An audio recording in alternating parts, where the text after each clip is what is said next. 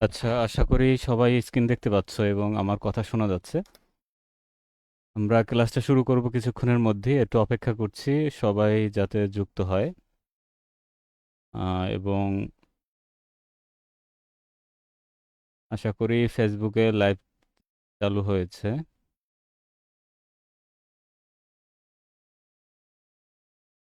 তোমাদের পরিচিত যারা আছে সবার কাছে ক্লাসটি শেয়ার করে দিতে পারো। যেহেতু আজকের ক্লাসটা সবার জন্য উন্মুক্ত, এটা সবার জন্য ফ্রি রেখেছি। আজকে মূলত আমরা বর্ণালীমিতির অধ্যায় 1 এবং অধ্যায় 2 এর কিছু গুরুত্বপূর্ণ প্রশ্ন আমরা দেখাবো। এবং এই ক্লাসটা যারা তোমরা পরীক্ষা দিচ্ছ এবার এবং যারা নতুন চতুর্থ বর্ষে উঠেছো উভয়ের জন্যই ক্লাসটা গুরুত্বপূর্ণ। এই জন্য সবাই আশা করি মনোযোগ দিয়ে দেখবে। এখানে কিছু বেসিক জিনিস এবং কোশ্চেনের যে কিভাবে আসবে সবকিছু এখানে বিস্তারিত আলোচনা করব। হ্যাঁ, আশা করি লাইভ শুরু হয়েছে। ঠিক আছে, ঠিক আছে, হ্যাঁ।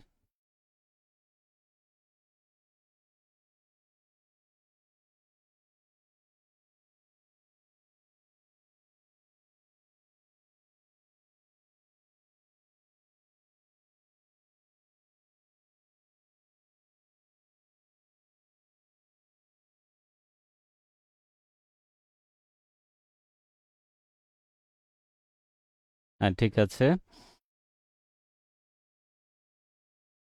ক্লাস চলাকালীন সময়ে যদি তোমাদের কোনো সমস্যা হয়, তোমরা যারা আমার সাথে গুগল মিটে যুক্ত আছো, যদি আমার কথা না শোনা যায় বা স্ক্রিন চলে যায়, তাহলে তোমরা আমাকে সাথে সাথে ইনফর্ম করবা। আনমিউট করে আমাকে জানালেই হবে। আচ্ছা, তাহলে আমি শুরুতে একটু আজকের ক্লাসে কি কি নিয়ে আলোচনা করব সেটা একটু অল্পতে ধারণা দিয়ে আমাদের ক্লাসটা শুরু করব। অধ্যায় 2 এর অধ্যায় 2 দিয়ে আমরা শুরু করব আজকে।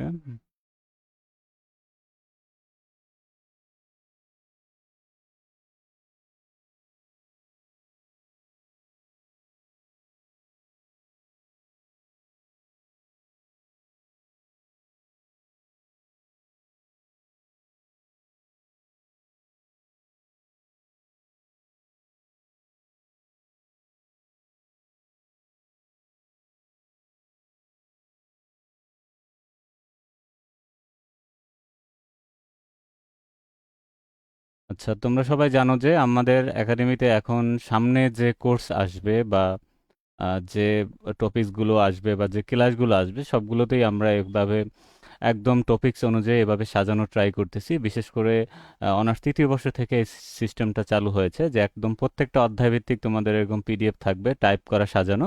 আমার হ্যান্ড নোট তো থাকবেই, পাশাপাশি এটাও থাকবে যাতে তোমরা খুব সহজে প্রিন্ট করে জিনিসগুলো পড়ে ফেলতে পারো। অনেক সময় হাতের লেখা বোঝা যায় না বা একটু ছোট দেখা যায়, অনেকের কাছে অস্পষ্ট মনে হয়।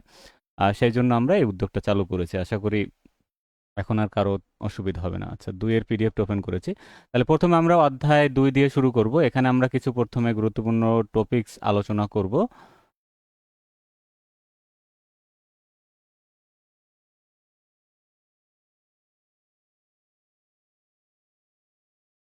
যেগুলো আমাদের বেসিক যে ক্লাসগুলো ছিল শুরুর দিকে সেই ক্লাসগুলোতে ছিল না। সেজন্য আমরা আলাদাভাবে এগুলোর সলভ ক্লাস নিচ্ছি।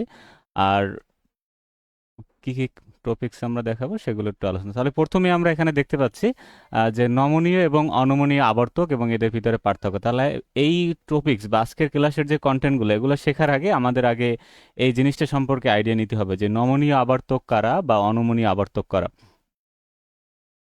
আচ্ছা, তারপর এখানে পরবর্তীতে এখানে আছে যে অনমনীয় এবং নমনীয় দ্বিপারমাণবিক অণুর আবর্তনীয় শক্তির সমীকরণগুলো লিখো এবং ধ্রুবক সমূহ ব্যাখ্যা। মানে এটা একটা বেসিক প্রশ্ন যে দুইটা সমীকরণ লিখতে হবে, লেখার পরে এটার যে সমীকরণের ভিতরে যে কম্পোনেন্টগুলো ছিল এগুলো সম্পর্কে একটু বেসিক ধারণা নিতে হবে। এখানে সুন্দরভাবে সাজানো আছে চিত্রসহ। আচ্ছা, তারপরে আমরা আরো একটা কোশ্চেন দেখব যে কেন্দ্রাতিক বিকৃতি কি।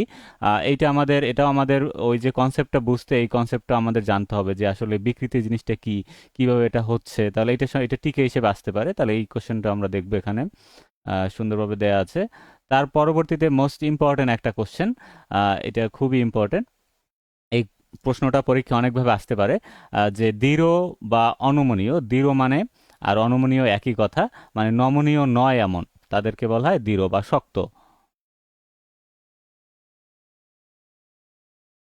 আচ্ছা, তাহলে তাদের আবর্তন শক্তির সমীকরণ প্রতিপাদন, এই প্রতিপাদন আমি অলরেডি তোমাদের যে আগের আমাদের যে বেসিক সিরিজের ক্লাসগুলো ছিল ওখানে আমি দেখিয়েছি অলরেডি। আর এই যে এক্সট্রা অংশটুকু আছে এখানে, নমনীয় অণুর ক্ষেত্রে এই সমীকরণকে কিভাবে সংশোধন করা যায়, তাহলে এইটা আজকে মূল আর কি ক্লাসের মূল আকর্ষণের বিষয় হলো এই সমীকরণটা। এটা বইয়ে অনেক হিবিজিবি করে দেয়া, আমি চেষ্টা করেছি এখানে যতটুকু সম্ভব তোমাদের জন্য সহজ এবং নির্ভুলভাবে সাজানোর জন্য। তাহলে এই দুইটাই আমরা দেখবো আজকে, এটা আগে দেখানো হলো, আজকে আবার একটু সংক্ষেপ আমরা এখান থেকে দেখব। আচ্ছা, এটা আবারও এভাবে আসতে পারে যে দৃঢ় দ্বিপারমাণবিক অণুর ঘূর্ণন শক্তির সমীকরণ প্রতিপাদন করো। তাহলে আবর্তনীয় শক্তির বলুক আর ঘূর্ণন শক্তির বলুক, দুইটা একই কথা, আবর্তনেরই আর একটা সিনোনিম হলো ঘূর্ণন। আচ্ছা, আর এর সাথে একটু এক্সট্রা যদি যোগ করে দেয় যে নমনীয় অণুর ক্ষেত্রে সমীকরণকে কিভাবে সংশোধন করে, তাহলে এটা হলো আর একটা ইকুয়েশন প্রতিপাদন করে আমাদেরকে এই সংশোধনটা দেখাতে হবে।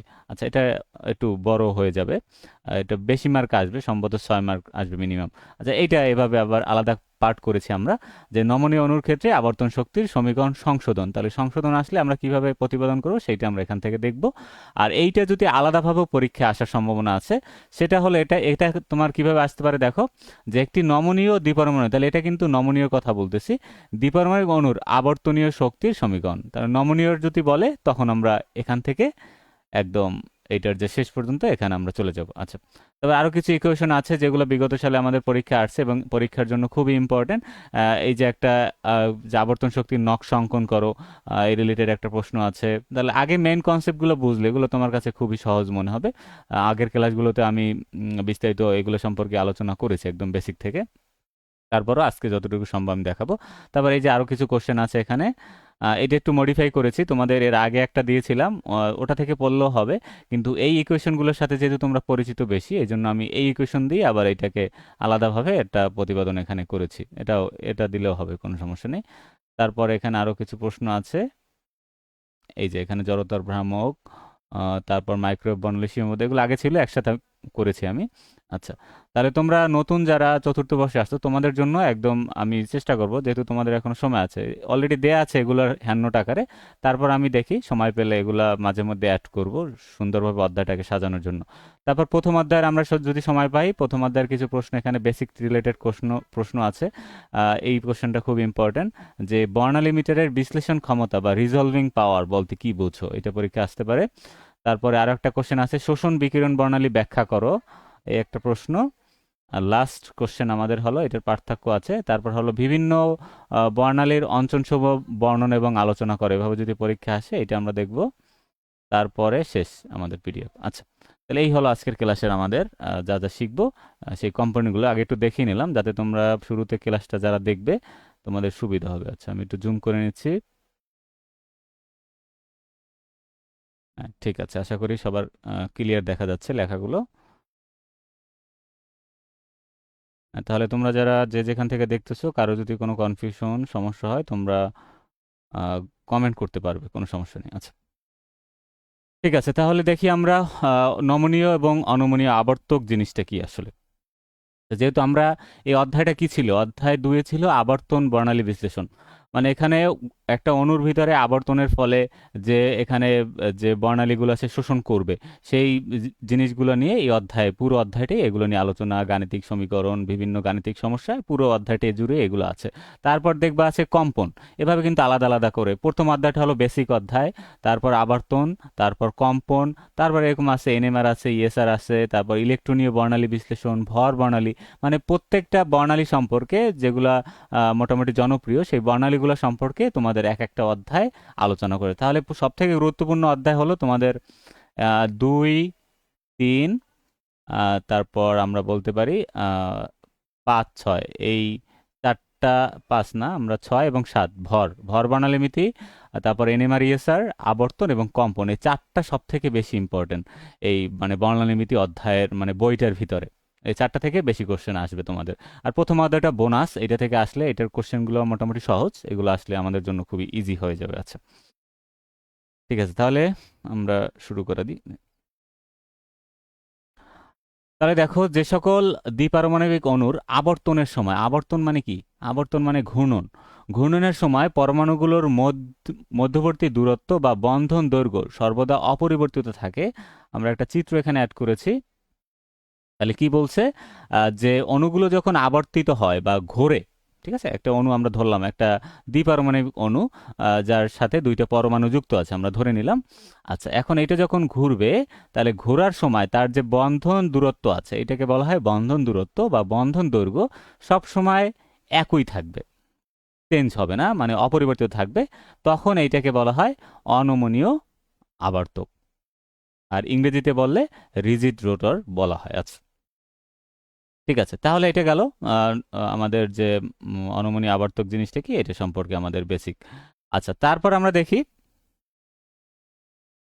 এটি মূলত একটি আদর্শ বা তাত্ত্বিক মডেল। এটা একটা মডেল, আদর্শ বা তাত্ত্বিক মডেল হিসেবে কল্পনা করা হয়। এই মডেলে ধরে নেওয়া হয় যে অণুটি যতই ঘুরুক না কেন, কেন্দ্রাতিক বলের প্রভাবে বা সেন্ট্রিফিউগাল ফোর্স এর প্রভাবে বন্ধনের প্রসারণ ঘটবে না, মানে বন্ধনটা বাড়বেও না, কমবেও না। আচ্ছা, এখন আমাদের জানতে হবে যে এই যে কেন্দ্রাগতিক বল জিনিসটা কি।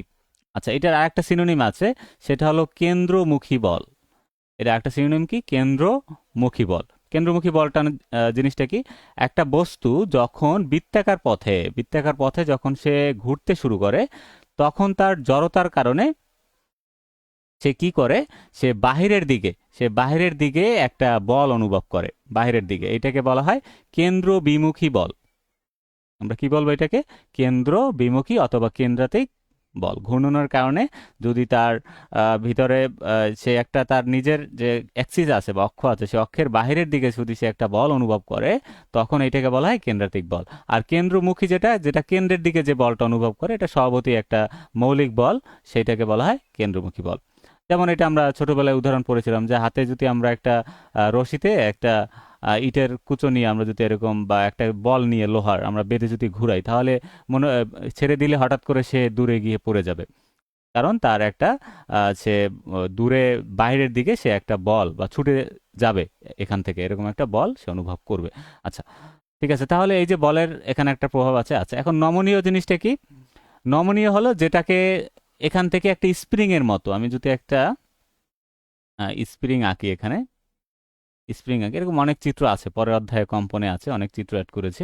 আর নমনীয় আবর্তক এখানে একটা স্প্রিং এর মতো আমরা যদি কল্পনা করি, যেটার বন্ধন দূরত্ব, এটা যদি বন্ধন দূরত্ব হয়, যেটা বাড়তেও পারে কমতেও পারে, এরকম হবে। তাহলে বাস্তবে অণুগুলো, তাহলে এটা হলো কাল্পনিক একটা মডেল, যে অনমনীয় যেটা, এটা একটা কাল্পনিক মডেল।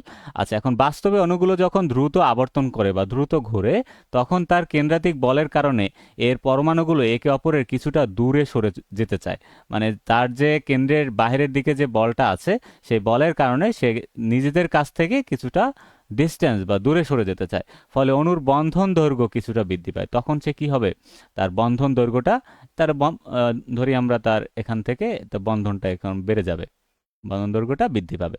তাহলে আবর্তনের কারণে অণুর যে বন্ধন দৈর্ঘ্য পরিবর্তিত হয় বা বাড়ে, তাকে নমনীয় আবর্তক বলে। মানে ঘোরার ফলে, অণুটা ঘোরার ফলে যদি তার বন্ধন দৈর্ঘ্যটা আগের থেকে বেড়ে যায়, তখন ওইটাকে বলা হবে নমনীয়। নমনীয় মানে সোজা কথা হলো, এটাকে বন্ধনটাকে বাড়ানো কমানো যাবে।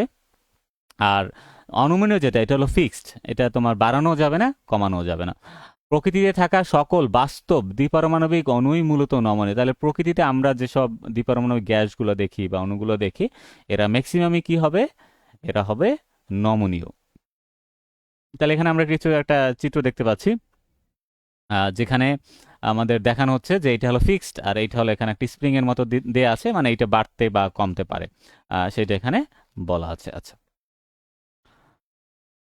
ঠিক আছে, তারপর এখানে কিছু পার্থক্য আছে, পার্থক্যগুলো তোমরা একবার আচ্ছা, এখানে শক্তির সমীকরণটা এখানে বাদ গেছে। আচ্ছা, পরবর্তীতে এগুলোর আমরা প্রতিপাদন দেখাবো। এই শক্তির সমীকরণটা এখানে অ্যাড করবা। আচ্ছা, তারপর এখানে বন্ধন দৈর্ঘ্যের অপরিবর্তিত, এইটা চেঞ্জ হয়, বন্ধন দৈর্ঘ্য বৃদ্ধি পায়। তারপর কেন্দ্রাতিক বিকৃতি ধ্রুবকের মান 0, এইটার একটা বিকৃতি ধ্রুবকের একটা আলাদা মান থাকে, নির্দিষ্ট মান থাকে। এভাবে করে জড়তর ভ্রামকের মান স্থির, এটা জড়তর ভ্রামকের মান বৃদ্ধি পায়। এভাবে করে তোমরা এখান থেকে আহ, কয়েকটা পার্থক্য আমরা দেখব যদি পরীক্ষায় চলে আসে। বর্ণালীমিতির কিছু আমাদের বেসিক জিনিস ভালোভাবে আয়ত্ত রাখতে হবে। আচ্ছা, তারপরে এখন আমরা এই সমীকরণগুলোই ওখানে হবে আর কি। এটা সমীকরণটা অ্যাড করা হয় না, এখানে দুইটা সমীকরণ হবে, একটা অনমনীয় একটা নমনীয়। আচ্ছা, তাহলে এখানে এই কোশ্চেনটা কি বলছে দেখো, দ্বিতীয় কোশ্চেন আমরা চলে আসছি। এটা বলছে অনমনীয় এবং নমনীয় দ্বিপরমাণবিক অণুর আবর্তনীয় শক্তির, প্রশ্নটা ভালোভাবে বুঝতে হবে, পরীক্ষার হলে মিনিমাম প্রশ্নটা দুইবার করে পড়বা যে কি চাইছে এখানে আর কিভাবে উত্তর দিতে হবে। তোমাদের বই বা গাইড বা সাজেশন এগুলাই দেখবা যে কোশ্চেনের টাইটেল একটা, উত্তর দিয়ে রাখছে আর একটা। তাহলে এটা তোমাদের বুঝে আনসার করতে হবে, হুবহু মুখস্থ করলেই হবে না। আর বইয়ের ভুলগুলা নিজের মতো যেখানে কনফিউশন হবে এগুলো সংশোধন করে এগুলো পড়তে হবে। আচ্ছা, তাহলে আমি এখানে ট্রাই করেছি তোমাদের যতটা সম্ভব নির্ভুলভাবে আমরা একদম বোর্ড মানে টপিকস ওয়াইজ এখানে বোর্ডগুলা উল্লেখ সহ এখানে সাজানোর ট্রাই করেছি। প্রত্যেকটা অধ্যায় আমি এভাবে সাজাবো পরবর্তী ইয়ারগুলোতে, দেখি যদি আমি সময় পাই, আমার প্ল্যান আছে এভাবে সাজানোর। আচ্ছা, ঠিক আছে। তাহলে আবর্তনীয় শক্তির সমীকরণ, তাহলে এখানে আহ, একটা নমনীয়র একটা সমীকরণ আছে, তারপরে একটা অনমনীয়র একটা সমীকরণ আছে। এখানে এই যে নিউ বার যে B J plus one per centimetre, তাহলে এটা দৈর্ঘ্য স্থির থাকে। আর এখানে যেটা নমনীয় তার সাথে এক্সট্রা কিছু এই যে ঋণাত্মক একটা টার্ম এখানে যুক্ত আছে, এইটা নিয়ে আমরা যে এটাকে সংশোধন করার পরে এই অতিরিক্ত একটা টার্ম এটার সাথে অ্যাড হয়, ঋণাত্মক পার্ট। আচ্ছা, তাহলে বাস্তবে অণুর কেন্দ্রাতিক বলের কারণে বন্ধন দৈর্ঘ্য বৃদ্ধি পায় এবং বিকৃতি সহ সমীকরণটা হলো এইটা। আচ্ছা, এটা সমীকরণ আমরা প্রতিপাদন দেখব। আচ্ছা, এখানে নিউ জে, এটা হলো তরঙ্গ সংখ্যা বোঝাচ্ছে, নিউ বার জে। আর জে হলো আবর্তনীয় কোয়ান্টাম সংখ্যা, বি হলো আবর্তনীয় ধ্রুবক, এখানে যে এই বি এই ধ্রুবকের মান এইটা। তারপরে এইচ প্লাঙ্কের ধ্রুবক, এগুলো আমরা সবাই জানি, আই জড়তার ভ্রামক। আর ডি হলো কেন্দ্রাতিক বিকৃতি ধ্রুবক, যেটা আমরা একটু আগে আহ, এখন দেখবো এটা কেন্দ্রাতিক বিকৃতি ধ্রুবকটা কি। আচ্ছা, এটার মান হলো এটা, এটাকে আবার ছোট করে প্রতিপাদন করা যায়, এটা লিখলেই হবে। তারপর এখন আমরা দেখি যে এটার ভিতরে যে একটা শক্তি স্তর আছে, এই শক্তি স্তরগুলা আমাদের চিত্র আঁকতে হবে।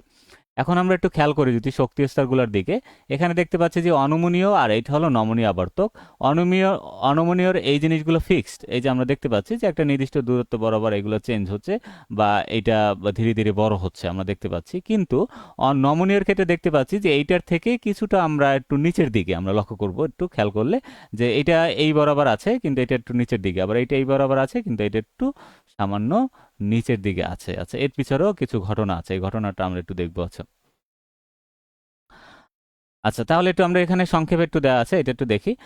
যে জে এর মান বৃদ্ধির সাথে সাথে অনমনীয় আবর্তকের শক্তি স্তরগুলোর দূরত্ব ক্রমশ বাড়ে। আচ্ছা, জে এর মান কোনটা, এই যে জে এর মানটা, এটা যখনই বাড়ে যখন যতই বাড়তে থাকে এই শক্তি স্তরগুলোর তোমার ডিস্টেন্সটা, এই যে গ্যাপটা কিন্তু বড় হচ্ছে। এই স্তরটা কিন্তু এটা ছোট, এটা একটু বড়, এটা একটু আর একটু বড়, এটা আর একটু বড়, এভাবে করে কিন্তু ধীরে ধীরে বাড়তেছে, এটা এখানে ক্রমশ বাড়ে। কিন্তু নমনীয় আবর্তকের ক্ষেত্রে সমীকরণে ঋণাত্মক পদটি থাকায় এখানে কিন্তু কি আছে, একটা ঋণাত্মক পদ আছে। ঋণাত্মক পদ কোনটা, আমরা এখানে যে সংশোধন করার পরে যে অতিরিক্ত অংশটা পেয়েছিলাম এখানে, এইটা হলো সেই ঋণাত্মক পদ। এই ঋণাত্মক পদ থাকার কারণে এখানে মূল যে তার আবর্তন শক্তি সেটা থেকে কিছু কমতে থাকবে, কিছু টার্ম কি হতে থাকবে এখান থেকে কমতে থাকবে। এই কমার ফলে এখানে কি হবে, ধীরে ধীরে তার এই যে অনমনীয় আবর্তকের তুলনায় তার শক্তি স্তরটা কিছুটা নিচে নেমে আসবে। এই যে যেটা আমরা এখানে দেখতে পাচ্ছি তার শক্তি স্তরটা কিছু কি আসছে, নিচে নেমে আসছে। এটা আঁকার সময় তোমাদের এভাবে আঁকতে হবে। আচ্ছা, আচ্ছা, তাহলে এর কারণেই মূলত শক্তি স্তরের নিচে নেমে আসে। তাহলে যে থ্রি স্তরে অনমনীয় 12 বি হলেও এখানে নমনীয়র ক্ষেত্রে এটা থেকে 144 ডি এটা থেকে আবার বাদ হয়। বাদ হলে এটার থেকে কি হয়ে যায়, এর মানটা কমে যায়। আচ্ছা, এই সংক্ষেপে বলে আমাদের মূলত এখানে চিত্র আঁকতে বলছে প্রশ্নটায়, এই জন্য আমরা বেশি এখানে ডিটেলস আলোচনা করিনি। যে সমীকরণগুলো লিখতে বলছে আর ধ্রুবক সময় ব্যাখ্যা করতে বলছে। সমীকরণ লেখার পাশাপাশি আমরা একটু এর চিত্রটা অনেক সময় বলে আলাদাভাবে, এটা সম্ভবত আমি প্রশ্নটা উঠানো হয়নি। চিত্রটা অনেক সময় বলে যে চিত্র অঙ্কন করে দেখাও, সেক্ষেত্রে আমাদের চিত্রটা কিন্তু জরুরি, এই চিত্রটা আমাদেরকে ভালোভাবে আয়ত্ত করতে হবে। আচ্ছা, গেল এটা। তারপরে আমাদের এখন একটু কেন্দ্রাতিক বিকৃতি এটা সম্পর্কে একটু জেনে রাখতে হবে। যে মাইক্রোওয়েভ বর্ণালীতে কেন্দ্রাতিক বিকৃতি কি, এটা কখন বেশি দেখা যায় এবং এটা থেকে আমরা কি কি ধরনের তথ্য পেতে পারি, বা এটা কি জিনিসটা আসলে, এটা থেকে আমরা কিছু কি কি তথ্য পাবো সেটা সম্পর্কে আমরা একটু আইডিয়া করবো। আচ্ছা, ঠিক আছে, আশা করি তোমরা যে যেখান থেকে ক্লাসটি দেখতেছো তোমাদের পরিচিত যারা নিউ ফোর্থ ইয়ার বা পরীক্ষার্থী যারা আছে সবার সাথে ক্লাসটি শেয়ার করে দিতে পারো। আশা করি একদম বেসিক থেকে তোমরা আজকের যে সমীকরণগুলো দেখাবো বা প্রশ্নগুলো দেখাবো আমরা ধাপে ধাপে আগাচ্ছি, যে পয়েন্টগুলো আমাদের জানার দরকার সেগুলো দিয়ে ধাপে ধাপে আমরা সমীকরণের দিকে আগাচ্ছি। আশা করি এগুলো থেকে পরীক্ষায় 2-3টে প্রশ্ন চলে আসতে পারে। আশা করি তোমরা খুব উপকৃত হবে। এগুলো সম্পর্কে আসলে বাংলা ভাষায় তেমন ভালো কোনো ক্লাস বা আমরা ইউটিউবে তোমরা দেখবে না, নাই আসলে এগুলা। তাহলে আমি পরবর্তীতে এগুলা আপলোড করে দিব, আশা করি তোমরা উপকৃত হবে সবাই। আচ্ছা, ঠিক আছে, ধৈর্য ধরে তোমরা ক্লাসটি দেখতে থাকো, অনেকগুলো প্রশ্ন আমরা এই ক্লাসে সলভ করব। আচ্ছা, তাহলে দেখি অথবা টিকা আকার আসতে পারে যে কেন্দ্রাতিক বিকৃতি কি, এভাবে আসতে পারে। আচ্ছা, এগুলা খুব প্ল্যান অনুযায়ী আমরা সুন্দরভাবে এগুলো সাজিয়েছি, এগুলো অনেক সময়ের ব্যাপার এই জিনিসগুলো একুরেট ভাবে সমীকরণটা ফরম্যাটিং করা, সাজানো। তারপরেও আমি চাচ্ছি যে আমার স্টুডেন্টরা খুব সহজে জিনিসগুলো বুঝতে পারুক। বইয়ের এলোমেলো তথ্য, ভুল তথ্য অলরেডি আমি পেজ একটা দিয়েছিলাম, অসংখ্য আছে, সময় পাচ্ছি না আসলে এগুলো নিয়ে ঘাটাঘাটি বা ছবি তুলে দেওয়ার মতো। এগুলো নিয়ে আমি একুরেট করে আমি সাজিয়েছি সমীকরণগুলো, চেষ্টা করেছি। আচ্ছা, এরকম প্রচুর ভুল আছে বইয়ে। আম, একটা সমীকরণের ভিতরে তোমার যদি একটা আই কম হয়ে যায়, একটা সি কম হয়ে যায়, তাহলে কিন্তু সমীকরণে তোমার ভুল বলে গণ্য হবে। এটা খুবই সূক্ষ্ম একটা সাবজেক্ট বা সমীকরণ। এই প্রত্যেকটা সমীকরণ এখানে ভালোভাবে প্র্যাকটিস করতে হবে, নজর রাখতে হবে। আচ্ছা, তাহলে একটি বাস্তব দ্বিপারমাণবিক অণু যখন তার অক্ষের সাপেক্ষে অত্যন্ত দ্রুত গতিতে আবর্তন করে, তাহলে একটা দ্বিপারমাণবিক অণু তার নির্দিষ্ট একটা অক্ষের সাপেক্ষে যখন সে এরকম ঘুরতে থাকে, যখন সে কি করতে থাকে, এরকম করে ঘুরতে থাকে, তখন কেন্দ্রাতিক বলের প্রভাবে পরমাণু দুটির কেন্দ্রের বিপরীত দিকে, সে বিপরীত দিকে বিপরীত দিকে সে কি করতে চায়, ছুটে যেতে চায় বা ছিটকে যেতে চায়। এর ফলে অণুর পরমাণু দুটির মধ্যবর্তী বন্ধন দৈর্ঘ্য স্প্রিং এর মতো প্রসারিত হয়। তাহলে বন্ধন দৈর্ঘ্য কিছুটা বেড়ে যায় স্প্রিং এর মতো, এটাকে স্প্রিং এর সাথে তুলনা করলে কিছুটা লম্বা হয়ে যায়। এবং আবর্তনের কারণে বন্ধন দৈর্ঘ্যের এই প্রসারণ বা জ্যামিতিক কাঠামোর পরিবর্তনকেই, তাহলে এখানে একটু বিকৃতি হয়ে গেল না? তার পরমাণুটা আগে ধরো এরকম ছিল, তার বন্ধনটা এটুক ছিল, এখন বন্ধনটা আর একটু বেড়ে গেছে, ধরো স্পিনিং এর মতো ধরলাম, বন্ধনটা একটু বেড়ে গেছে, তাহলে তার যে এই সামান্য বিকৃত হয়ে গেল, বন্ধনটা আগের জায়গা থেকে কিছুটা সে কি হলো, চেঞ্জ হলো। এইটা কি বলা হয় মূলত কেন্দ্রাতিক বিকৃতি। ঠিক আছে, আশা করি বোঝাতে পেরেছি। আচ্ছা, তাহলে তরঙ্গ সংখ্যায় প্রকাশিত একটি নমনীয় দ্বিপারমাণবিক অণুর আবর্তনের শক্তির পূর্ণাঙ্গ একটা সমীকরণ, এটা প্রতিপাদন করবো আমরা একটু পরেই। পূর্ণাঙ্গ সমীকরণ এইটা। তাহলে এখানে দুইটা ধ্রুবক আমরা দেখতে পাচ্ছি, একটা বি নট আর এইটা হলো ডি। তাহলে এই ধ্রুবক, একটা হলো আবর্তনীয় ধ্রুবক আর একটা হলো কি ধ্রুবক, একটা হলো কেন্দ্রাতিক বিকৃতি ধ্রুবক। আছে, এখন একটু আমি এখানে একটা কনসেপ্ট বলি, যে এখানে যদি তোমার, এখানে কি বলছে, বন্ধন দৈর্ঘ্যটা বেড়ে যাবে, মানে আর এর মানটা বেড়ে যাবে। আর এর মান বাড়লে কি হবে, আমাদের এখানে কিন্তু জড়তার ভ্রামকের মানও বেড়ে যাবে। আমরা জড়তার ভ্রামকের সূত্রটা আমরা যদি দেখি, আর স্কোয়ার, তাহলে এটার সাথে আই এর সাথে কিন্তু এই যে আর, এটা কিন্তু সমানুপাতিক। তাহলে আর মানে তার, এখানে যদি বন্ধন দৈর্ঘ্য বাড়ে, তার জড়তার ভ্রামক কিন্তু বাড়বে, আর বাড়লে আই বাড়বে, এটা বুঝতে হবে। আচ্ছা, এখন আর একটা সমীকরণ যদি আমরা দেখি, এই সমীকরণটা যদি একটু খেয়াল করো, এটা হলো বি ধ্রুবকের সমীকরণ, আমি একটু লিখে দিচ্ছি, H square 8 pi square I C. এখন এখানেও কিন্তু আই আছে, জড়তার ভ্রামক আছে। তাহলে এই যে জড়তার ভ্রামক, এইটা তার যে ঘূর্ণন বা আবর্তনীয় ধ্রুবক, এর সাথে কি অবস্থায় আছে, ভাগাকারে আছে, তার মানে এটা ব্যস্তানুপাতিক আকারে আছে। তাহলে যখনই জড়তার ভ্রামকের মান বেড়ে যাবে, তখনই তার আবর্তনীয় ধ্রুবকের মানটা কমে যাবে। আর আবর্তনীয় ধ্রুবকের মান যখনই কমে যাবে, তখনই তার যে টোটাল যে শক্তি স্তরগুলা, এই শক্তি স্তরগুলা তার অনমনীয় যে স্তরগুলার থেকে কিছুটা কি হয়ে যাবে, নিচে চলে আসবে। এই হলো তার মূল কারণ। ঠিক আছে। আচ্ছা, এছাড়া আরো তো আমরা সমীকরণ দেখি বুঝতে পারতেছি যে এখানে একটা ঋণাত্মক টার্ম যুক্ত থাকে। ঋণাত্মক টার্ম মানে আগেরটার সাথে কিছু মাইনাস করা, মাইনাস করা মানে তার আগের যতটা ছিল সেটা থেকে কিছু কমে যাচ্ছে, তার মানে তার শক্তি স্তরগুলোটাও ওইটার থেকে কিছুটা নিচে সরে আসবে। এই হলো তার পিছনের মানে ব্যাখ্যা। আচ্ছা, তারপর ডি কে কেন্দ্রাতিক বিকৃতি ধ্রুবক, প্লাঙ্কের আলোর ধ্রুবক, আলোর গতিবেগ, এগুলো আমরা জানি। ওমেগা হলো অণুর স্বাভাবিক কম্পন কম্পাঙ্ক। আচ্ছা, এখন এখানে বিস্তারিত বলা আছে, এখন উচ্চ আণবিক স্তরে বিকৃতি ধ্রুবক ডি এর মান আবর্তনী ধ্রুবক বি অপেক্ষা অত্যন্ত ক্ষুদ্র। মানে যখন আবর্তন স্তর মানে জে এর মান যখন উপরের দিকে যেতে থাকবে, 0 1 2 3 4 এভাবে যত উপরের দিকে যেতে থাকবে, উচ্চ আবর্তন স্তরে বিকৃতি ডি এর মান বি অপেক্ষা অত্যন্ত ক্ষুদ্র। মানে এই যে বিকৃতি ধ্রুবকটা, এই বিকৃতি ধ্রুবকটা অত্যন্ত ছোট, এটা বলছে। তাহলে বি এর মান 10 পার সেন্টিমিটার, যেখানে ডি এর মান হবে 10⁻³ খুবই কম এটার থেকে, আমরা দেখতেই পাচ্ছি। আচ্ছা, তাহলে মূল শক্তির সমীকরণে ডি এর সাথে J square J plus 1 square গুণ আকারে থাকে। তাহলে আমরা দেখতে পাচ্ছি মূল ইকুয়েশনে কিন্তু এখানে এই যে একটা term J square J plus one square, এটা কিন্তু গুণ আকারে আছে। তাহলে আমরা এখন কি বলতে পারি, জে এর মান যখন কম থাকে তখন এই বিকৃতির প্রভাবে প্রায় বোঝাই যায় না। তাহলে যখন এই জে এর মানটা, মানে জে এর মান বলতে তার যে এখানে যে আমরা যে একটু চিত্রটা আবার চলে যাই, এখানে যে সমান আমরা এখানে কিন্তু উল্লেখ করেছিলাম, এই যে স্তরগুলো এখানে, তাহলে এখানে দেখো জে এর মানের সাথে,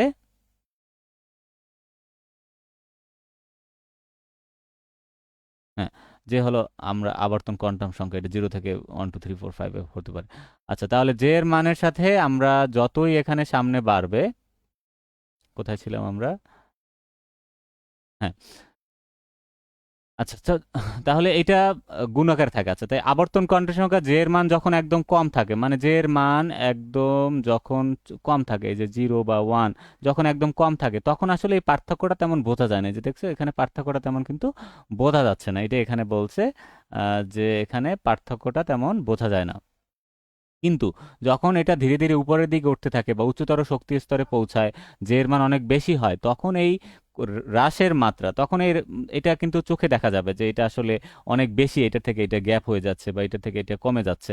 তাহলে এটা বহুগুণ বেড়ে যাবে এবং কেন্দ্রাতিক বিকৃতি তখন সবথেকে বেশি এবং স্পষ্টভাবে তখন এটাকে লক্ষ্য করা যাবে। আচ্ছা, তাহলে এভাবে নিম্ন আবর্তন স্তরে যে এর মান কম, অনুমনি আবর্তকের মতোই মোটামুটি সমান ব্যবধান বিশিষ্ট বর্ণালী রেখা পাওয়া যায়। মানে এটা একটু আগে দেখালাম যে এটার একদম সমান ব্যবধান মনে হয়, কিন্তু যতই এর মাত্রাটা বাড়তে থাকে ততই এর বিকৃতির পরিমাণটা আমরা ইজিলি এটা বুঝতে পারবো যে এটার বিকৃতি হচ্ছে।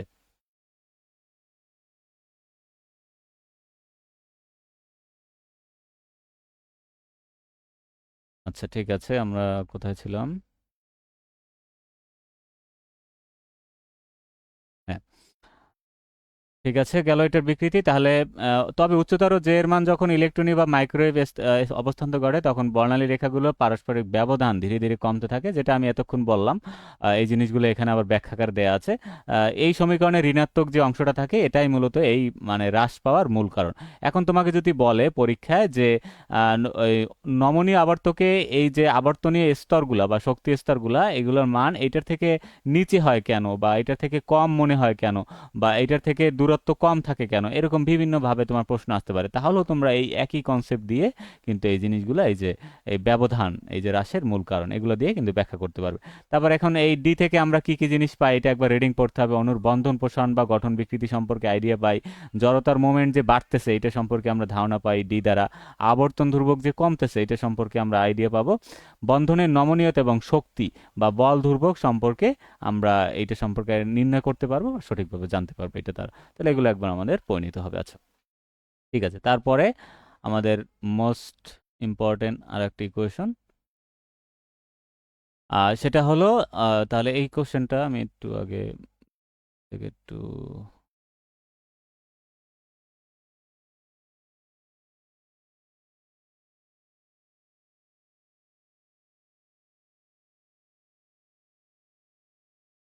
আচ্ছা, তাহলে প্রশ্নটা কি, একটি দৃঢ় অনুমনীয় দ্বিপারমাণবিক অণুর, তাহলে দৃঢ় বুঝতে হবে, দৃঢ় মানে সে অনড়, মানে সে জায়গায় স্থির আছে। তো একটু আগে আমি অনেক কিছু বলেছি এগুলো সম্পর্কে। আর অনমনীয় মানে নমনীয় নয়, মানে সে ফিক্সড থাকবে, ফিক্সড, এভাবে মনে রাখবা। দ্বিপারমাণবিক অণুর আবর্তনীয় শক্তির সমীকরণ প্রতিপাদন করো, এবং এর সাথে একটা এক্সট্রা টার্ম আছে, নমনীয় অণুর ক্ষেত্রে এই সমীকরণকে কিভাবে সংশোধন করা যায়। তাহলে আমরা দুইটা আলাদা আলাদাভাবে দেখবো, আগে আমরা এটুক দেখবো, তারপর আমরা এটার প্রতিপাদন দেখবো।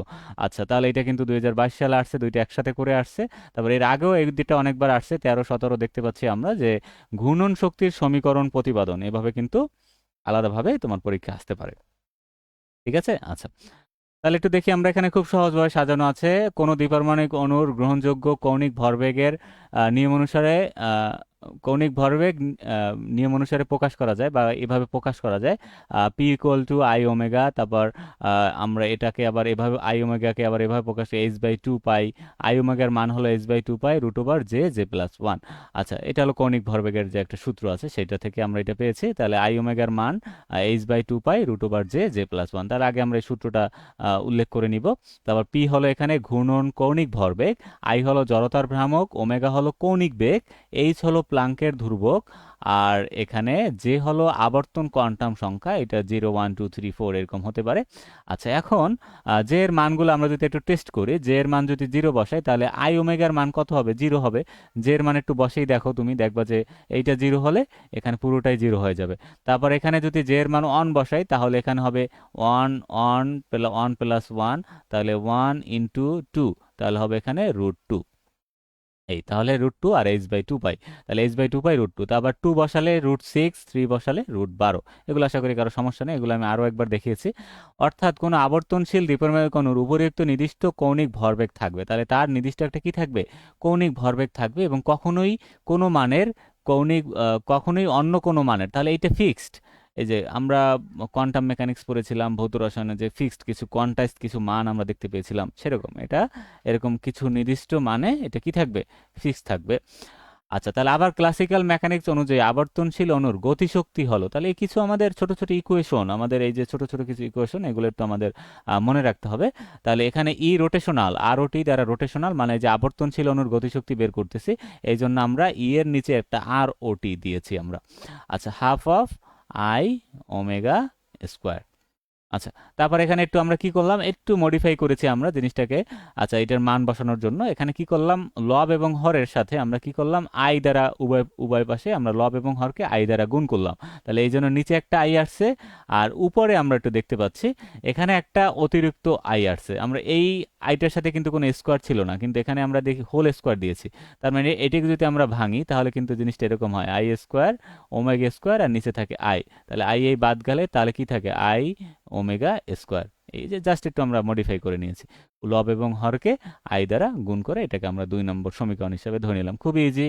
আচ্ছা, তারপর সমীকরণ 2কে কোয়ান্টাম মেকানিক্যাল বা মেকানিক্স বা আণবিক দ্বিপারমাণবিক সিস্টেমের ক্ষেত্রে প্রযোজ্য করতে হলে 1 নং সমীকরণকে 2 নং সমীকরণে তাহলে এত কিছু যদি না লিখতে চাও তুমি বলবা যে 1 নং সমীকরণকে 2 নং সমীকরণে প্রতিস্থাপন করে পাই। তাহলে 1 নং সমীকরণ কোনটা সেটা একটু আমরা দেখি আগে। 1 নং সমীকরণের এই যে আই ডব্লিউ এর মানটা, এই আই ডব্লিউ এর মানটা আমরা 2 নং সমীকরণে আমরা কি করব, এখানে বসাবো। এই হলো আমাদের কাজ, খুবই ছোট একটা ইকুয়েশন। তাহলে এটা যদি আমরা বসাই তাহলে আমরা দেখতে পাচ্ছি এখানে আমাদের সমীকরণে কি ছিল একটু আমরা খেয়াল করি, আমি একটু স্লাইড টেপাকে রাখতেছি। তাহলে এখানে দেখো, এখানে হাফ ছিল, এখানে হাফ আছে, এখানে নিচে যে আই ছিল সেই আই কিন্তু এখানে আছে, আর আই ওমেগা, এই আই ওমেগার যে মানটা, সেই মানটা কিন্তু এখানে যে মানটা আমাদের ছিল h/2 pi root over J J plus one, এই মানটা এনে আমরা এখানে বসিয়ে দিলাম, এই যে আই ওমেগা স্কোয়ার। তাহলে আই ওমেগার মান যেটা আমরা সেই মানটা আনলাম, আর সাথে একটা স্কোয়ার। আচ্ছা, এখন স্কোয়ারটাকে আমরা যদি এটার সাথে একটু গুণ করে দিই, তাহলে এখানে এইচ স্কোয়ার হয়, এখানে 2কে স্কোয়ার করলে হয় 4, আর 4-এর সাথে এই সামনে আরো 2 আছে, এর গুণ করলে কত হয় 8। তারপর এখানে পাইকে স্কোয়ার করলে কত হয়, পাই স্কোয়ার, আর এই আই ছিল, এই আই এখানে, আর এখানে স্কোয়ার রুট কাটা গেলে এখানে থাকে জে জে প্লাস ওয়ান। এইটা হলো 3 নম্বর ইকুয়েশন, খুব সহজ। আচ্ছা, তাহলে এখানে জে এর মান, আবর্তন কোয়ান্টাম সংখ্যার মান 0 1 2 3 ডট ডট ডট হতে পারে।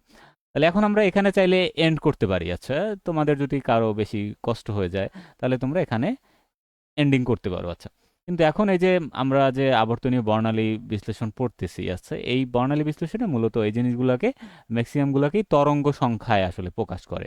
তাই তরঙ্গ সংখ্যায় প্রকাশ করার জন্য, মানে এটা আছে জুল এককে, বা এখানে তাহলে হ্যাঁ, জুলকে এখানে আমরা তো ওয়েভ নাম্বারে প্রকাশ করতে হবে, এখানে তরঙ্গ সংখ্যার কিছু ইকুয়েশন দিয়ে আমরা এটাকে কনভার্ট করবো। আচ্ছা, তাহলে এখানে জুলের পরিবর্তে আমরা চাইলে এটাকে কি করতে পারি, অণুর ঘূর্ণন বা আবর্তন শক্তি, তাহলে আমরা চাইলে এখানেও শেষ করতে পারি। এটার দ্বারাও কিন্তু কি বোঝাচ্ছে, আবর্তন শক্তির ইকুয়েশন। এখন যদি আমরা এইটাকে কি করি, এইটাকে ওয়েভ নাম্বার বা তরঙ্গ সংখ্যায় প্রকাশ করি, তখন এইটাকে আবার এই যে নিউ বার নিউবার জে অনেকভাবে প্রকাশ করা যায়, কিন্তু এপসিলন জে এ দেখবা অনেকভাবে কিন্তু এই জিনিসগুলো, অথবা ই বার জে অনেকবার দ্বারা প্রকাশ করা হয়, অনেকভাবে প্রকাশ করা হয়। তাহলে আমি আমি এখানে যেটা বেশ সব থেকে বেশি জনপ্রিয়, এখানে নিউবার জে দ্বারা আমি এখানে প্রকাশ করেছি আর কি।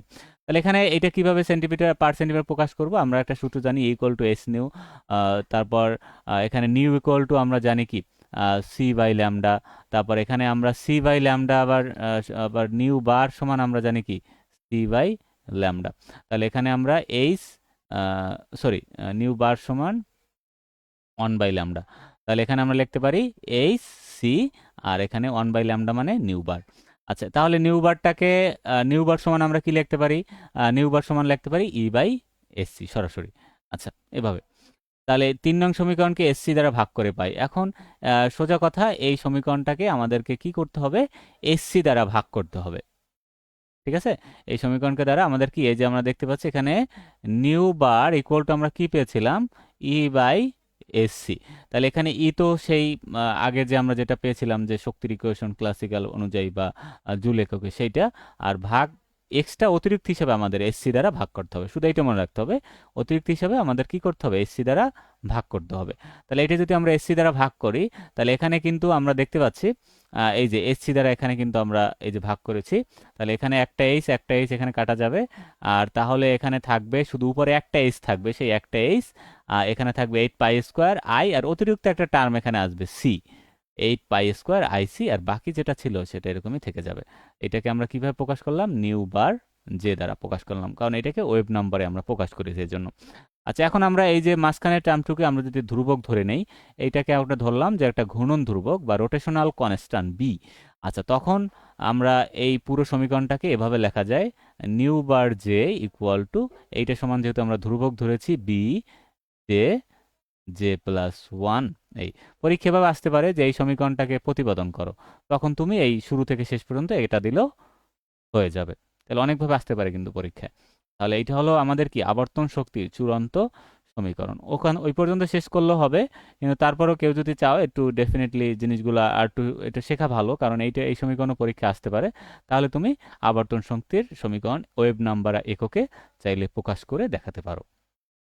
এই গেল এই এই পর্যন্ত। আচ্ছা, ঠিক আছে, তার পরবর্তীতে আমরা দেখি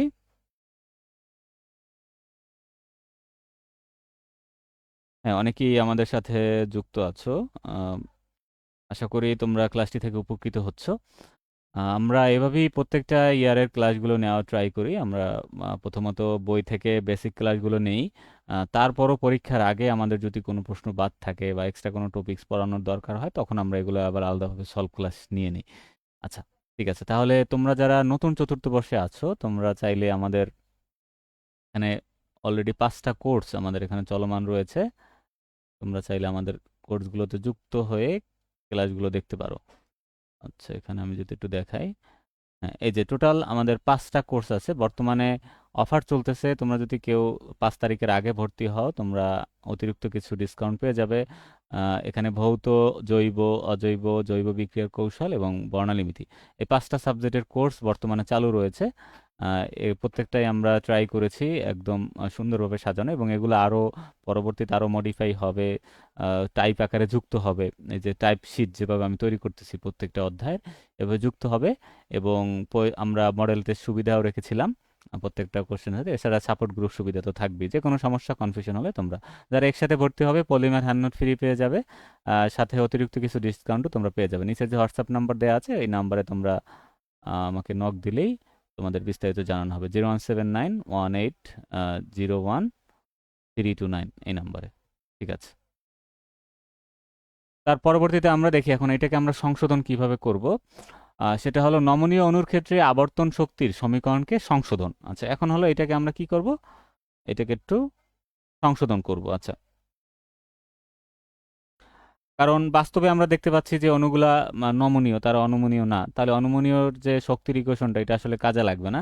তাহলে বাস্তবের অণুর ক্ষেত্রে আমাদের এটাকে কি করতে হবে, কিছুটা সংশোধন করতে হবে। তাহলে এটা আমরা কিভাবে করব, এটা একটু আমরা ধাপে ধাপে বিস্তারিত দেখব। এটা অনেকের কাছেই কঠিন মনে হয়েছে, অনেকেই আমাকে নক দিয়েছে ভাইয়া এটা একটু ভালোভাবে বোঝানোর জন্য।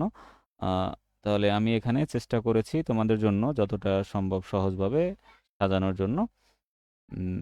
এর থেকে ছোট আসলে করলে এটা মানে নাম্বার পাওয়াটা টাফ হয়ে যাবে। এজন্য যতটুকু এখানে আছে চেষ্টা করবা যে এতটুকু পুরোপুরি দেওয়ার জন্য।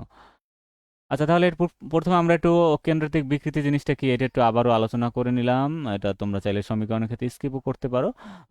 তাহলে এখানে আর নট বৃদ্ধি পেয়ে আর হয়ে যায় এবং একে অপকেন্দ্রিক বিকৃতি বলে। মানে আগে যেটা ছিল সেটা বেড়ে নতুন একটা তার বন্ধন দৈর্ঘ্য হয়, সেটা এখানে বলছে। আচ্ছা, তারপরে আমরা যদি একটু দেখি এই ব্যবস্থার গাণিতিক সংশোধনের জন্য এখানে আমাদের সংশোধনের জন্য গতিশক্তি এবং বন্ধন প্রসারণের বন্ধনটা যে বৃদ্ধি পেল, সেই বৃদ্ধি পাওয়ার ফলে এখানে যে স্থিতিশক্তিটা আছে সেই গতিশক্তি, আবর্তনের গতিশক্তি এবং স্থিতিশক্তি দুইটাকেই আমাদেরকে কাউন্টে নিয়ে তারপর আমাদেরকে এটা প্রতিপাদন করতে হবে। আর ধরা যাক আবর্তনের কারণে বন্ধন দৈর্ঘ্য আর নট থেকে বৃদ্ধি পেয়ে আর হলো, তাহলে আর নট থেকে বৃদ্ধি পেয়ে কি হয়েছে, আর হয়েছে। এবং বন্ধনের এই প্রসারণকে হুকের সূত্রে মেনে চলে এবং এটি স্প্রিংয়ের সাথে তুলনা করা হয়। হুকের সূত্র আমরা সবাই জানি, ছোটবেলায় আমরা পড়েছি, এফ ইকুয়াল টু মাইনাস কে এক্স, এই টাইপের একটা সূত্র আছে হুকের সূত্র। আচ্ছা, যাই হোক, তাহলে এখানে আমরা বলবো যে স্প্রিংয়ের সাথে তুলনা করা যায়। এখানে আমি অযথা যে জিনিসগুলো এগুলো স্কিপ করেছি। তারপর সাম্যাবস্থায় পরমাণু দুটোর উপর আবর্তনজনিত অপকেন্দ্র বল এবং বন্ধনের পুনরুদ্ধারণকারীতে স্প্রিং বল পরস্পরের সমান এবং বিপরীত হয়। তাহলে সাম্যাবস্থায় যখন থাকে এটা, তখন পরমাণু দুটির আবর্তনজনিত যে অপকেন্দ্র যে বলটা আছে এবং তার পুনরুদ্ধারণকারী স্প্রিং বল, এটা কি হয়, পরস্পর সমান এবং বিপরীতমুখী হয়। তাহলে আমাদের দুইটা সূত্র জানতে হবে এখানে। একটা হলো অপকেন্দ্র বলের যে সূত্র, আর একটা হলো আমাদের জানতে হবে সেটা হলো আমাদের যে স্প্রিং বল, এই স্প্রিং বলের সূত্রটা আমাদের জানতে হবে। আচ্ছা,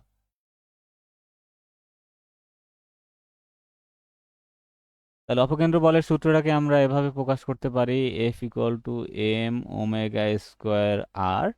আর এখানে আমরা যেহেতু লঘুভর কাউন্ট করব, তাহলে এম এর পরিবর্তে আমরা লিখব এখানে মিউ লিখব ওমেগা স্কোয়ার আর। এটা হলো অপকেন্দ্র বল। আর স্প্রিং বলটাকে আমরা স্প্রিং বল এফ ইকুয়াল টু কে, আর এখানে আমরা এক্স এর পরিবর্তে বা আর এক্স এর পরিবর্তে বা আর এর পরিবর্তে আমরা আর মাইনাস আর নট, যেহেতু এটার পার্থক্য আমরা যেটা যেহেতু বৃদ্ধি পেয়েছে যে আর নট থেকে আর হয়েছে। আচ্ছা, তাহলে এইটা আমাদের সূত্র অনুযায়ী নিলাম। তাহলে স্প্রিং বলের সূত্র কি, কে ইন্টু আর মাইনাস আর নট। আর অপকেন্দ্র বলের সূত্র হলো এখানে হলো মিউ ওমেগা স্কোয়ার আর। এখানে এটা হলো হ্রাসকৃত ভর বা লঘু ভর, ওমেগা হলো কৌণিক বেগ, আর কে হলো বন্ধন বল ধ্রুবক। আচ্ছা, তাহলে যদি ক্লাসটা তোমাদের গুগল মিট থেকে ডিসকানেক্ট হয়ে যায়, আর 15 মিনিট আছে, তোমরা সরাসরি আমাদের যে ফেসবুকে লাইভ চলতেছে গ্রুপে লিঙ্ক দেওয়া আছে, তোমরা লিঙ্কে ক্লিক করে সরাসরি ওখানে বাকিটুকু ওখান থেকে কন্টিনিউ করে নেবে। আচ্ছা, কারণ নতুন লিঙ্ক দেওয়া এটা আবার একটু সময় সাপেক্ষ। আচ্ছা, তারপর এখানে আমরা দেখলাম যে কৌণিক ভরবেগের আমরা কিছু সূত্র জানি, যে এল ইকুয়াল টু আই ওমেগা, আবার আই ওমেগা সমান আমরা জানি মিউ আর স্কোয়ার ওমেগা। আচ্ছা, সুতরাং ওমেগা সমান আমরা লিখতে পারি L by mu R square. Just এখানে রূপান্তর, কিছু সূত্র থেকে কিছু সূত্রে আমরা কি করছি, রূপান্তর করেছি, এই আর কিছুই না। আচ্ছা, তারপর আমরা দেখি তাহলে এখানে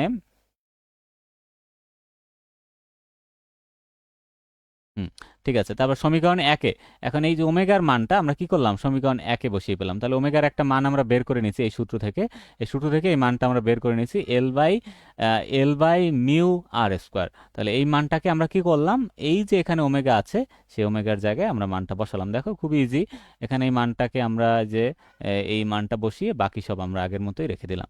আচ্ছা, তারপর এখানে একটু আমরা ক্যালকুলেশন করলাম এল স্কোয়ার।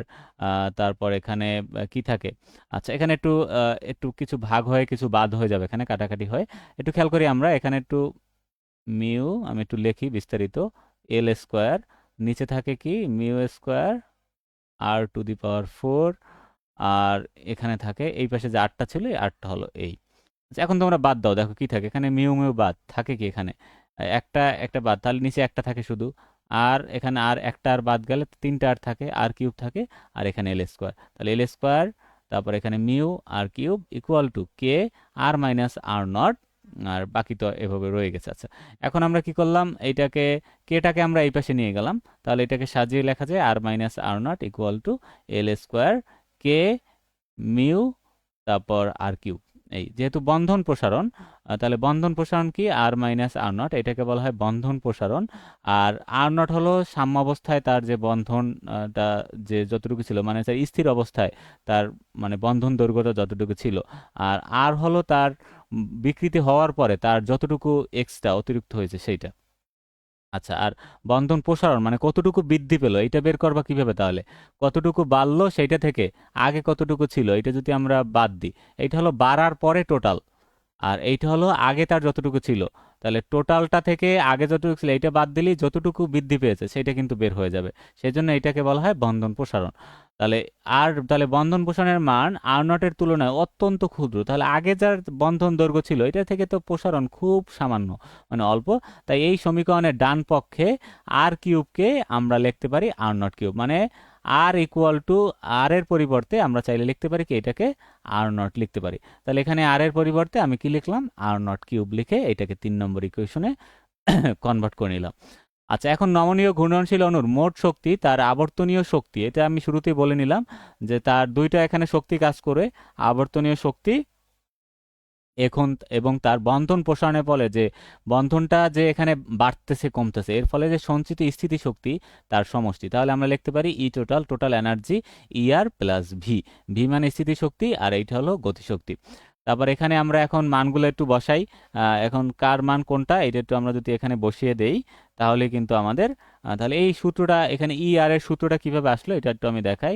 ই এর একটা সূত্র আছে যে ঘূর্ণন শক্তির সূত্র, half of I omega square. তারপর এইটা থেকে এখন যদি আমরা মানটা বসাই তাহলে হাফ অফ আই ওমেগার স্কোয়ারের যদি আমরা এল ইকুয়াল টু আবার আমরা জানি কি, এল ইকুয়াল টু আমরা জানি আই ওমেগা। ঠিক আছে, তাহলে এভাবে করে আমরা সব কিছু মডিফাই করে আমরা যদি বসাই এল ইকুয়াল টু কি আই ওমেগা, মনে রাখতে হবে। তাহলে আমরা এখানে কি বসাতে পারি,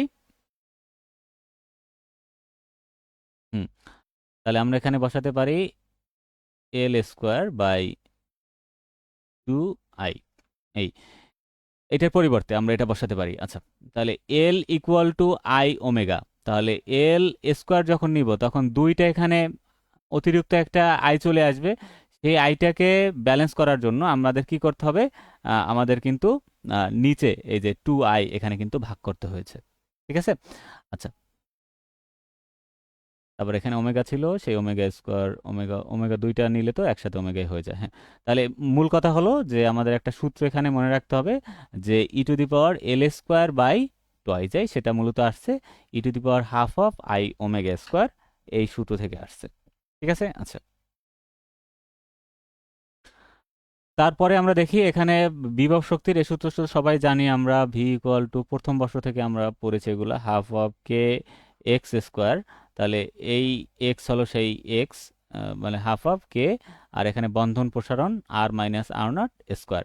তাহলে এই দুইটা সূত্র আমরা এখানে বসালাম। এখানে জড়তার ভ্রামক I equal to mu R square, যেহেতু R equal to are not plus R minus R nought. আচ্ছা, এইটা কিভাবে আসলো এটা একটু আমাদেরকে বুঝতে হবে। আচ্ছা, তাহলে আর আমি বলেছিলাম কি, আর হলো তার যে নতুন যে তার যে এক্সট্রা, মানে নতুন এক্সট্রা বন্ধনটা আগে ধরো এটুক ছিল, তারপর এটুক হয়েছে, আরো বৃদ্ধি পেয়ে এটুক হয়েছে। তাহলে এইটা ধরো আর, আর আগেরটা ধরো আর নট, আর কতটুকু বাড়ছে এইটা হলো আর মাইনাস, ধরলাম আমরা এটুক বাড়ছে, তাহলে এই অংশটাকে আমরা ধরলাম আর মাইনাস আর নট। আর আচ্ছা, তাহলে এখন এই যে টোটালটা পাইতে হলে আমার কি লাগবে, আমার এই অতিরিক্ত অংশটুকুও লাগবে আর আগের যে অংশটুকু আছে সেইটা। তাহলে অতিরিক্ত অংশ এবং আগের অংশটা এই দুটো যোগ করি তাহলেই তো আমরা এই টোটালটা পেয়ে যাব। সেই জন্য আমরা লিখতে পারি r equal to are not plus R minus R naught. তারপরে এটা এখানে বসিয়ে কিছু বীজগণিতিক ক্যালকুলেশন করলাম। এখানে 1/i এর মানটা আমরা আগে বের করে নিব, এটা বের করব হিসাবের সুবিধার্থে। এটা বের করলে পরবর্তী আমাদের সমীকরণটা খুব সহজ হয়ে যাবে আমাদের জন্য।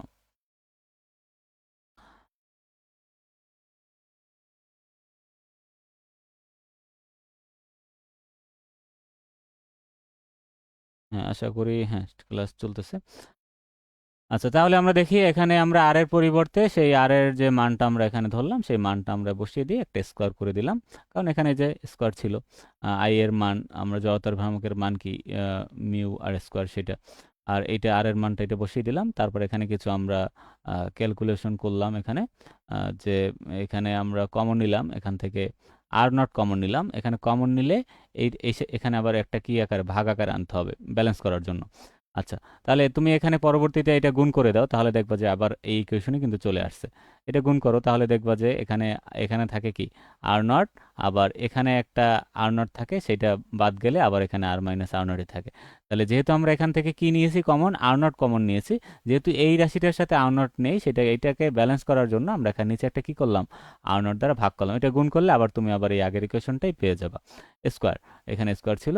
তারপর এখানে আমরা কি করলাম, I by I not equal to আমরা 1 plus R by R not, তারপর এখানে আর নট, আর এখানে -2, মানে এটা 1 বাই ছিল, 1 বাইটাকে আমরা কি করলাম, এটাকে যদি ইনভার্স আকারে লিখি আমরা, তখন এখানে কি হবে -2। এগুলো আশা করি তোমরা সবাই বুঝো। আচ্ছা, ঠিক আছে। আচ্ছা, এখন এই যে 1 বাই এই যে এখানে কি করলাম আমরা, এই যে ইউ আর নট স্কোয়ার, এইটা সমান আমি জড়তার ভ্রামক লিখতে পারি না, I not equal two, sorry এটা হলো ওই যে মিউ আর নট স্কোয়ার।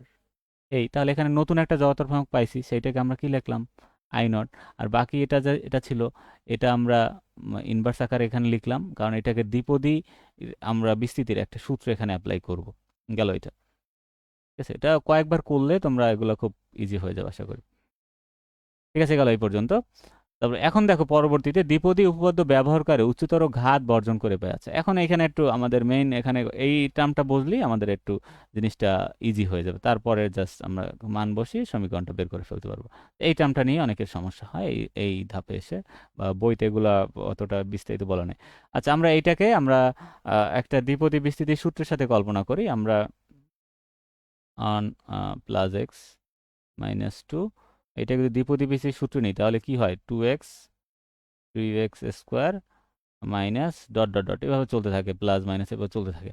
তাহলে স্কোয়ার এরকম করে বাড়তে থাকে, 2 3 4 এভাবে। আচ্ছা, তাহলে এটা হলো দ্বিপদী বিস্তৃতির একটা সূত্র আমরা নিলাম। তাহলে এই সূত্রটাকে একটু খেয়াল করো, এটা একটা কি দ্বিপদী বিস্তৃতি। এখন এই সূত্রটার সাথে এটা যদি আমরা কম্পেয়ার করি, 1 প্লাস এটা যদি এক্স ধরি, আর এখানে -2 ছিল, এখানে -2 আমরা ধরলাম, তাহলে এই সূত্রটাকে আমরা কিন্তু এরকম দ্বিপদী বিস্তৃতি একটা পদে কনভার্ট কিন্তু করা যায়। আচ্ছা, কনভার্ট করলে এটাকে এটাও এরকম একটা ইকুয়েশন চলে আসবে তখন, দ্বিপদী বিস্তৃতি যখন আমরা এটার সাহায্যে নিব, এই যে তখন এটার ভিতরেও এরকম কয়েকটা টার্ম চলে আসবে, 1 minus two the power x, তারপর প্লাস 3x স্কোয়ার, এরকম কয়েকটা টার্ম চলে আসবে। আচ্ছা, এখন এখানে একটা শর্ত আছে যে যেহেতু এখানে এক্স এর মানটা, এক্স বলতে আমরা যে এই যে r minus R naught by R naught, এইটার মান যেহেতু অনেক ক্ষুদ্র, এই ক্ষুদ্র বিধায় এইটার যে উচ্চতর যে মানগুলা, এই যে উচ্চতর যে মানগুলা, এই যে 2 এর পরে যে বাকি যে মানগুলা, এই মানগুলোকে আমরা চাইলে কি করতে পারি, এই মানগুলোকে আমরা শূন্য ধরে বাদ দিয়ে দিতে পারি। যেহেতু এটার মান খুব ছোট, এই যে এটার মান খুবই নগণ্য, এই জন্য আমরা কি এর উচ্চতর ঘাতটাকে বর্জন করে পাই। তাহলে আমরা এটা সমান তাহলে কি লিখতে পারি দ্বিপদী সূত্র অনুযায়ী, তাহলে আমরা শুধু প্রথম আর দ্বিতীয় এই অংশটুকু নেব, 1 মাইনাস 2x। তাহলে সেই সূত্র অনুযায়ী আমরা এটাকে ফর্মুলা করলাম। তাহলে এটার আগে যে অতিরিক্ত অংশ ছিল 1 বাই আই নট, সেটা বসালাম, আর এই সূত্র অনুযায়ী 1 মাইনাস 2, এই অতিরিক্ত 2 আসছে কোথা থেকে, সূত্র থেকে আসছে, দ্বিপদীর সূত্র থেকে। আর এক্স কোনটা ধরছিলাম, এই যে এক্সটা, এই আর বাকি যেখানে টার্মগুলো ছিল এটাকে আমরা ইগনোর করেছি বা স্কিপ করেছি আমাদের হিসাবের সুবিধার্থে, আর কারণ এটা এক্স এর মানটা খুবই ক্ষুদ্র বা ছোট হয়। ঠিক আছে। আচ্ছা, তারপরে এখন এই যে 1 বাই আই এর মান আমরা সমীকরণ 3 থেকে আর মাইনাস আর নট এর মান সমীকরণ 4-এ বসাই। তাহলে 1 বাই আই এর মান এবং আর মাইনাস আর নট এর মান, এই দুইটা মান আমরা কি করব, 4 নং-এ বসাবো। তাহলে এই মানটা এবং সমীকরণ 3 থেকে যে আমরা এখানে মানটা পেয়েছিলাম, এই মানটা আমরা কি করব, 4 নং সমীকরণে আমরা এটা বসিয়ে দিব। আচ্ছা, 4 নং সমীকরণ কোনটা আমরা যদি দেখে আসি, 4 নং সমীকরণ হলো এই যে এখানে মাঝখানে একটা সমীকরণ আমরা পেয়েছিলাম, টোটাল এনার্জির যে সমীকরণটা, সেই সমীকরণে আমরা বসিয়ে দেবো। সে আমাদের সমীকরণ আমরা প্রায় কাছাকাছি চলে আসছি। আচ্ছা, এখন এটা বসিয়ে জাস্ট আমাদের কিছু বীজগণিতিক ক্যালকুলেশন করতে হবে। তাহলে ই টোটাল, এখানে সূত্রটা কি ছিল আমরা একটু দেখি, ই টোটাল এল স্কোয়ার আর 2 আই, এই যে নিচে 1 বাই আই, এখানে 1 বাই আই, এই পার্টটুকুর জন্য মূলত আমরা এই মানটাকে আলাদা করে বের করে নিয়েছি, কারণ সমীকরণে যদি আমরা সরাসরি বসাতাম জিনিসটা একটু হিবিজিবি মনে হতো তোমাদের।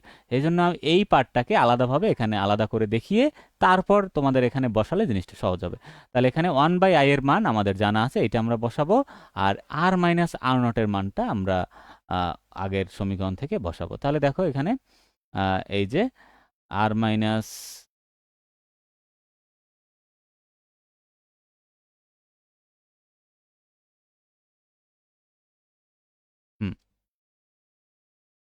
আর মাইনাস আর এর মানটা এই পরবর্তীতে ওরা একসাথে এখানে যেহেতু একবার বলেছি, পরে আবার এখানে আলাদা করে না বললে হয়, তোমরা চাইলে সরাসরি এখানে বসিয়ে দিতে পারো। আর তারপরে বোঝার সুবিধার্থে কিছু লাইন অতিরিক্ত করেছি। আচ্ছা, তাহলে এখানে দেখো এই যে এই মানটা এখান থেকে বসাইছি, ওই যে 1/i এর মান, 1/i এর মান এইটা। আর বাকি অংশ এভাবে আমরা রেখে দিলাম। তারপর এখানে এটাকে কি করলাম, ওই যে আমরা কি করলাম, বীজগণিতভাবে এটাকে লসাগু টসাগু করে আমরা এটাকে একটা এটাকে গুণ করে দিলাম, এই যে এই পুরোটাকে ব্র্যাকেটের ভিতরে সবার সাথে গুণ করে দিলাম। আচ্ছা, ঠিক আছে, গুণ করার পরে আমরা এখানে হ্যাঁ এটা গুণ করেই এটার সাথে ব্র্যাকেটে গুণ করে দিয়েছি। গুণ করার পরে এরকম একটা ইকুয়েশন আমরা পেয়েছি। তারপর 3 নং থেকে এখন r মাইনাস r নটের মান, যে আমরা এল স্কোয়ার ইকুয়াল টু এই মানটা আমরা এখানে কি করলাম, এখানে আবার নতুন করে বসালাম। আচ্ছা, তাহলে দেখি আমরা এই মানটা কোথা থেকে আসলো। এই মানটা মূলত আমাদের এই যে এখান থেকে আসছে, এই যে r নটের আমরা একটা মান আমরা এখানে ধরেছিলাম এল স্কোয়ার কে মিউ মিউ r নট ছিল। আচ্ছা, এখন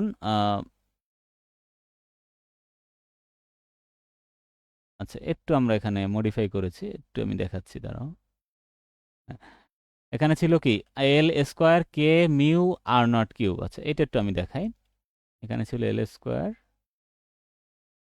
কে মিউ আর নট কিউব, এভাবে ছিল, তাই না? আচ্ছা, এখন আমি যদি একটু এটাকে করি, এল স্কোয়ার কে এটাকে যদি আর নট স্কোয়ারটাকে একসাথে রাখি আর গুণ দিয়ে আর একটা আর নটকে আলাদাভাবে রাখি। আচ্ছা, তাহলে এখানে কি থাকে, উপরে থাকে এল স্কোয়ার, এখান থেকে কে, আর এই যে মিউ আর নট, এইটা আর নট স্কোয়ার, এটা মানে কি জড়তার ভ্রামক, এটা সমান আমরা আই নট বসাতে পারি, আই নট। আর এইটা সমান আমরা লিখতে পারি, আর আর নট তো একটা এখানে অতিরিক্ত ছিল, সেটা আর নট এখানে বসিয়ে দিলাম। আর স্কোয়ার যেটা ছিল স্কোয়ার স্কোয়ার জায়গায় থাক, এই যে স্কোয়ার ছিল এটা এখানেই থাকবে। এখন আমরা কি করলাম, এই যে এখানে গুণ করে দিলাম প্রত্যেকের সাথে। দেখো এই যে এল স্কোয়ার এটা লিখলাম, তারপর এখানে এল square L to the power 4, তারপর এটার সাথে এটা গুণ করে দিলাম k I naught square r naught square, সবগুলো বীজগণিত কিছু term, half of L square, আর এখানে স্কোয়ার আছে, তারপর এল টু দি পাওয়ার 4, তারপর এখানে থাকে কি কে কে স্কোয়ার হয়, কিন্তু এই কেটার সাথে সেই স্কোয়ারের এখানে এরকম হয় কে কে স্কোয়ার, তাহলে একটা একটা কাটা গেলে শুধু একটা কে থাকে নিচে, সেই একটা কে এই জন্য। আর তারপর I naught square r naught square. আশা করি এগুলো তোমাদের বুঝতে অসুবিধা হবে না, এখানে নির্ভুলভাবে আমি চেষ্টা করেছি সাজানোর জন্য। L square two I naught minus L to the power 4 two k, এই যে এখানে যা যা আছে এখানে, হ্যাঁ, L to the power two k I naught square r naught square, এটাকে আমরা কি করতে পারি, আমরা 4 নং সমীকরণ হিসাবে আমরা ধরে নিতে পারি। আচ্ছা, ও আচ্ছা, এখানে লসাগু করেছে, এই দুইটাকে লসাগু করেছে, লসাগু করে এইটা বসিয়েছে এখানে। আশা করি এগুলো সমস্যা হবে না তোমাদের।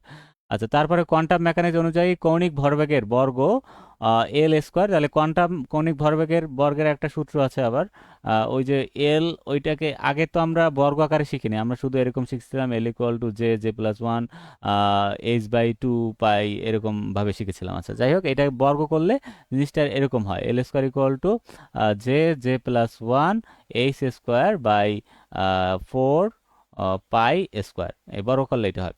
আচ্ছা, এখন এই মানটা আমরা যেহেতু এখানে এল স্কোয়ার আছে এই জন্য আমরা এটাকে এভাবে করে নিলাম। এই মানটাকে আমরা কি করলাম, এই 5 নং সমীকরণে আমরা বসিয়ে দিলাম, আমাদের সমীকরণ কিন্তু শেষ। তাহলে এইটাকে আবার আলাদাভাবে আমি একটু নামকরণ করলাম, কারণ এই যে আমরা যে মানে এখানে কোয়ান্টাম স্তর নিয়ে এখানে যেহেতু কাজ করেছি আমরা, সেই জন্য এটাকে নতুনভাবে একটা নামকরণ করলাম, এনার্জিটাকে যে সাবস্ক্রিপ্ট দ্বারা আবর্তন কোয়ান্টাম সংখ্যা যেহেতু আমরা এখানে বসিয়েছি এই জন্য। তাহলে এই এল স্কোয়ার মান এর এখানে বসালাম, তারপর এইটাকে আবার স্কোয়ার, মানে এল স্কোয়ারকে আবার স্কোয়ার করলে তখন কিন্তু এল টু দি পাওয়ার 4 হয়। তাহলে এল স্কোয়ারকে আবার স্কোয়ার, তাহলে এইটাকে আবার স্কোয়ার করতে হবে। ঠিক আছে, তাহলে এখানে J square, J plus 1 square, আর এইচ স্কোয়ারকে করলে কি হয়, এস টু দি পাওয়ার 4, 4কে করলে কত হয়, 4 4 হয় কত হয়, 16 হয়। আচ্ছা 16, আর নিচে আছে আরো 2, তাহলে গুণ করলে কত হয়, 32। এই এখান থেকে আসছে 32। আর পাই স্কোয়ার এইটাকে আবারও যদি আমরা স্কোয়ার করি তাহলে কত হবে, পাই টু দি পাওয়ার 4, সেই পাই টু দি পাওয়ার 4 এখানে আছে। আর বাকি সমীকরণের ভিতরে যা যা ছিল দেখো, এখানে এই যে কে, কে এর মতো আছে, I naught square I naught square মতো আছে, আর নট স্কোয়ার আর নট স্কোয়ারের মতো আছে। ঠিক আছে, জাস্ট এটা নিচের টার্মগুলো কিন্তু এটার সাথে গুণ হয়েছে। এই যে এখানে কি ছিল, H square by 4 pi square, তাহলে এই 4টাকে স্কোয়ার করলে হয় কত, 16। আর এখানে তো আগে অলরেডি আরো নিচে এখানে 2 আছে, তাহলে 16-র সাথে এটাও নিচে যেহেতু 2 গুণ করলে 16 দুগুণ 32 পাই স্কোয়ার। আর এইটাকে আবার স্কোয়ার করলে কত হয়, পাই টু দি পাওয়ার 4। এই এটা জুল এককে আছে। এখন এটাকে ওয়েভ নাম্বারে প্রকাশ করলে, বা আমরা যদি এটাকে তরঙ্গ সংখ্যায় প্রকাশ করি, তখন এটাকে আমাদের এইচ সি দ্বারা ভাগ করতে হবে। তাহলে এই পুরো সমীকরণটাকে আমরা কি করলাম, এটা জুলে আছে, এটাকে আমরা ওয়েভ নাম্বার বা তরঙ্গ সংখ্যা আকারে প্রকাশ করলে আমাদেরকে এসসি দ্বারা ভাগ করতে হবে।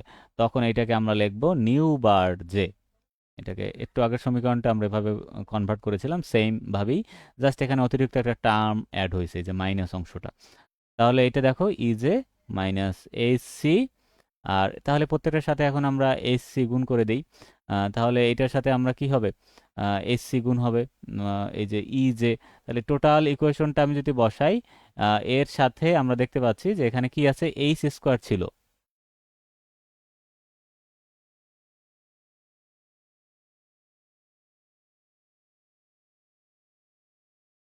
আচ্ছা এখানে কি ছিল, এইচ স্কোয়ার ছিল, তাহলে এইচ সি আমরা গুণ করছি, তাহলে একটা এইচ, আর এখানে একটা এইচের সাথে কাটা যাবে, তাহলে বাকি থাকবে শুধু একটা। আর নিচে কি কি ছিল, 8 পাই স্কোয়ার আই নট, শুধু একটা অতিরিক্ত টার্ম গুণ হয়েছে, সেটা হলো সি। তাহলে 8 pi square I naught C. আর এখানে কি ছিল, জে জে প্লাস 1, এটা এখানে মানে জাস্ট এটা সাজাই লিখছি আর কিছু না, আর এস সিটা গুণ হয়েছে। তাহলে এখানে কি ছিল, এস সিটা গুণ করলে এই নিচে এইচ থাকলে এখানে কাটাকাটি করলে একটা এইচ কমে যাবে, তাহলে থাকবে এস কিউব। আর এখানে একটা অতিরিক্ত সি আসবে, আর বাকি সব এখানে যা যা ছিল এখানে তাই থাকবে। আর এই অংশটা আমরা এখানে লিখে দিলাম। এই তারপর এখানে এই পুরো অংশটাকে আমরা একটা ধ্রুবক ধরবো, এটাকে ধরবো বি বা বি নট ধরা যায়, আর এটাকে ধরবো আমরা ডি। ঠিক আছে, তাহলে আমাদের মূল ইকুয়েশন চলে আসবে। অতএব নমনীয় অণুর আবর্তন শক্তির সংশোধিত চূড়ান্ত সমীকরণ, এখানে আমরা বসাবো বি, জে জে প্লাস 1, আর এখানে বসাবো আমরা D, J square J plus 1 square. এটাই হলো আমাদের নমনীয় অণুর আবর্তন শক্তির সংশোধিত চূড়ান্ত সমীকরণ। যদি তোমাকে বলে যে ওইটাকে সংশোধন করতে, তখন আবার আলাদাভাবে এটাকে প্রতিপাদন করে দেখাতে হবে। আচ্ছা, আর যদি পরীক্ষায় আসে, এভাবে আসে যে যে নমনীয় দ্বিপারমাণবিক অণুর আবর্তনীয় শক্তির সমীকরণ প্রতিপাদন, তাহলেও আমরা এভাবে শুরু থেকে শেষ পর্যন্ত অ্যান্সার করব।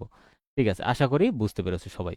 ঠিক আছে, তারপরে আমাদের কিছু বেসিক লেভেলের কোশ্চেন আছে, এগুলা খুব ইজি, এগুলা তোমাদের আগের যে কনসেপ্ট ক্লাসগুলো ছিল ওখানে আমি বিস্তারিত বলেছি, জাস্ট ওইগুলোর সাথে ধারাবাহিকভাবে মিল রাখার জন্য জাস্ট কিছু ক্লাস এখানে, মানে কিছু প্রশ্ন এখানে অ্যাড করা, মানে এগুলো আসছে পরীক্ষায়।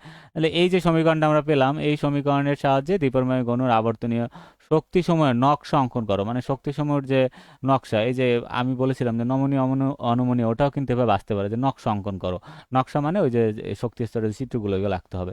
তাহলে সমীকরণটা এভাবে লিখে নিলাম, কোনটা দ্বারা কি বোঝাচ্ছে আমি বলে নিলাম, এটা আবর্তন ধ্রুবক, এটা আবর্তন কোয়ান্টাম সংখ্যা, যে এর মান 0 1 2 3 হতে পারে।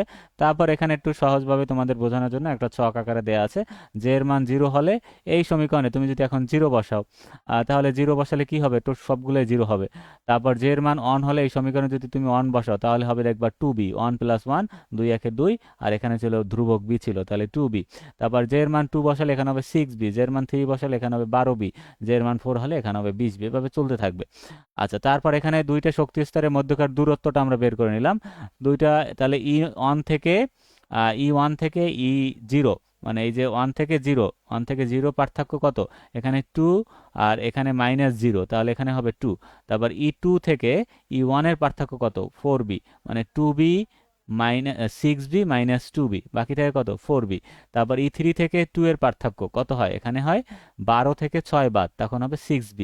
আর এখানে E4 থেকে E3 এর পার্থক্য কত হবে, 20 থেকে 12 বাদ, থাকে হবে 8b। তাহলে আমরা মধ্যবর্তী দূরত্বটাও আমরা বের করে নিলাম এই সূত্রের মাধ্যমে। আচ্ছা, ঠিক আছে, তাহলে এখানে আচ্ছা, এখানে জুল এককে আবার দেখাইছে যে এসসি বিএসসি, যাই হোক।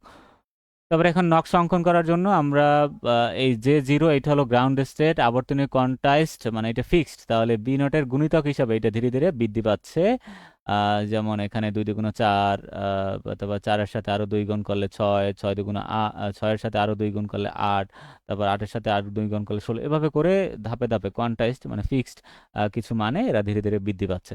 তাহলে ক্রমান্বয়ে এদের শক্তি স্তরের পার্থক্য ক্রমশ বৃদ্ধি পাচ্ছে, 2 থেকে 4, 4 থেকে 6, 6 থেকে 8, ধীরে ধীরে এই গ্যাপটা আমাদের একটু বৃদ্ধিটা দেখাতে হবে। তাহলে আমরা এভাবে আঁকবো, প্রথমে একটা রেখা নিব, রেখা নেওয়ার পর আমরা প্রত্যেকটার, আচ্ছা এখন একটা জিনিস খেয়াল করি আমরা, এই যে 2b 4b 6b, এই একটা থেকে একটার বন্ধন দূরত্ব আমাদের কিন্তু সেম 2b। এই রিলেটেড আমরা একটা প্রশ্ন করেছিলাম যে একটা স্তর থেকে আরেকটা স্তরের দূরত্ব সবসময় 2b, এটা প্রতিপাদন, এটা দেখেছিলাম আমরা। তাহলে এটা থেকে এটা বিয়োগ করলে, 4 থেকে 2 বিয়োগ করলে কিন্তু আমরা এখানে দূরত্ব ডিস্টেন্স 2b হবে, 2b।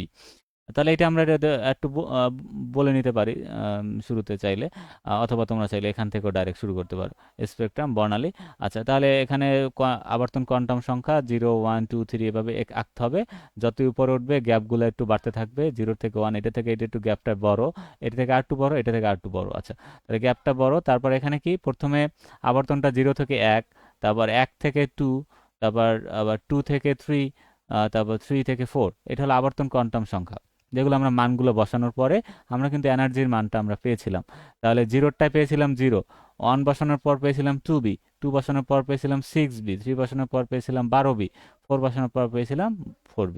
তাহলে এই যে এনার্জির মান, এটা হলো বর্ণালী স্পেকট্রাম। যদি তুমি দেখাতে চাও বর্ণালী রেখাটা, এইটা না দেখালেও হয়, তোমরা চাইলে সরাসরি এখান থেকে শুরু করতে পারো। আর এটা হলো আবর্তন কোয়ান্টাম সংখ্যার মান বাড়ার সাথে সাথে তার এনার্জি মানে শক্তির মানটা ধীরে ধীরে, রোটেশনাল এনার্জি লেভেল, আবর্তন শক্তি স্তর, শক্তি স্তরের মানটা ধীরে ধীরে কি হবে, বৃদ্ধি পেয়ে থাকবে। এবং আমরা দেখতেই পাচ্ছি এখানে গ্যাপটা কিন্তু ধীরে ধীরে বড় হচ্ছে। ঠিক আছে, এই খুব খুব সহজ এগুলা। আচ্ছা, এগুলো কঠিন ভাবে এগুলা মানে ভাবার কোনো নেই, এগুলো খুবই সহজ, বর্ণালিমিতি বুঝলে এই জিনিসগুলো খুবই ইজি। আচ্ছা, তারপর এখানে আরো একটা প্রতিপাদন ছিল, এভাবে আসছিল জিনিসটা, এখানে তরঙ্গ সংখ্যা আকারে আসছিল যে নিউ বার এর জন্য সমীক প্রতিপাদন করো, নিউ বার জে থেকে J+1, মানে তার একটা ধাপান্তর, এখানে জে থেকে J+1, জে এবং তার উপরের স্তর 2b J+1, এর রাশিগুলো প্রচলিত অর্থ বহন করে, মানে রাশিগুলো প্রতিপাদন করে কোন রাশি দ্বারা কি বোঝায় এইটা আমাদের বলতে হবে। অথবা এটা এভাবেও আসতে পারে পরীক্ষায়, দ্বিপারমাণবিক অণুর ঘূর্ণন স্থানান্তরের তরঙ্গ সংখ্যা প্রতিপাদন। ঠিক আছে, তরঙ্গ সংখ্যায় প্রতিপাদন, আমরা তরঙ্গ সংখ্যা প্রতিপাদন এভাবে বলতে পারি। আচ্ছা, তাহলে আমরা যে আবর্তন ঘূর্ণন শক্তির সমীকরণ আমরা জানি, সেই সমীকরণটা আমরা লিখে নিলাম। সেই E= h²8π²i, এইটা ধ্রুবক আমরা জানি, এটাকে এভাবে লেখা যায় BJ+1, এটাকে আমরা প্রতিপাদন করলাম। তাহলে ইজে হলো যে স্তরের ঘূর্ণন শক্তি, শক্তিটাকে ইজে দ্বারা প্রকাশ করা হয়। আবর্তন শক্তির নির্বাচন বিধি বা আমাদের সিলেকশন রুল আছে, সেই রুলস অনুযায়ী যে স্তর থেকে কেবল তার ঠিক উপরের স্তরে স্থানান্তরিত হতে পারে। তাহলে একটা অণু তার এই ধরো যে স্তর আছে তার এক ধাপ উপরে কি করতে পারবে, অণুটা স্থানান্তরিত হতে পারবে। তাহলে যে থেকে উপরের স্তর, এটা ধরলাম যে স্তর, এটা ধরলাম J+1 স্তর, মানে তার উপরের স্তর বোঝানোর জন্য। তাহলে তার সিলেকশন অনুযায়ী ΔJ+1। আচ্ছা, তাহলে উচ্চতর শক্তি স্তর এটা, তাহলে আমরা উচ্চতর উপরের স্তরটাকে আমরা ধরলাম কি J+1, তাহলে তার শক্তি স্তর হবে কি তাহলে, তাহলে এটা যদি জে হয় তাহলে প্রত্যেকটা জে এর সাথে আমাদের J+1 দিতে হবে, এটাকে J+1 লিখতে হবে, এটাকেও J+1 লিখতে হবে, আর এটাকেও J+1 লিখতে হবে। মানে এটা ওইটা হলো নিম্ন শক্তি স্তরের জন্য, মানে গ্রাউন্ড স্টেটের জন্য, এটা হলো উপরের শক্তি স্তরের জন্য J+1। তাহলে J+1 J+1 +1। ঠিক আছে, আচ্ছা, তাহলে এখানে হয় কি J+2, আর এটা হলো J+1। নিম্নতর স্তর থেকে উচ্চতর স্তরে স্থানান্তর সময় শোষিত শক্তির পরিমাণ, তাহলে শক্তির পরিমাণ কত হবে, শক্তির পরিমাণ আমরা এভাবে বের করি, ডেল E = E2 - E1। তাহলে উপরের স্তর থেকে নিচের স্তর এটা বিয়োগ করলাম আমরা, তাহলে এই যে উপরের স্তরটা থেকে পরবর্তী যে স্তরটা সেটা বিয়োগ করলাম, J+1 - 1। তাহলে এখন সমীকরণে এইটার মান আমরা যদি এখন বসাই, এখন জাস্ট দুইটা বিয়োগ করতে হবে, এইটার মান আর বিয়োগ আগের যে ইজে এর মান ছিল সেই ইজে এর মানটা যদি আমরা বসাই, যে এখানে যে ইজে এর মানটা ছিল সেই মানটা বসালেই আমাদের তারপর কিছু বীজগাণিতিক টার্ম এখানে কমন নিতে হবে উভয় পদ থেকে। H square 8 pi square J J plus one, দুইটার ভিতরে এই জিনিসটা সেম, তাহলে দুইটার ভিতর থেকে কমন নিলাম আমরা। হ্যাঁ, কমন নিলাম।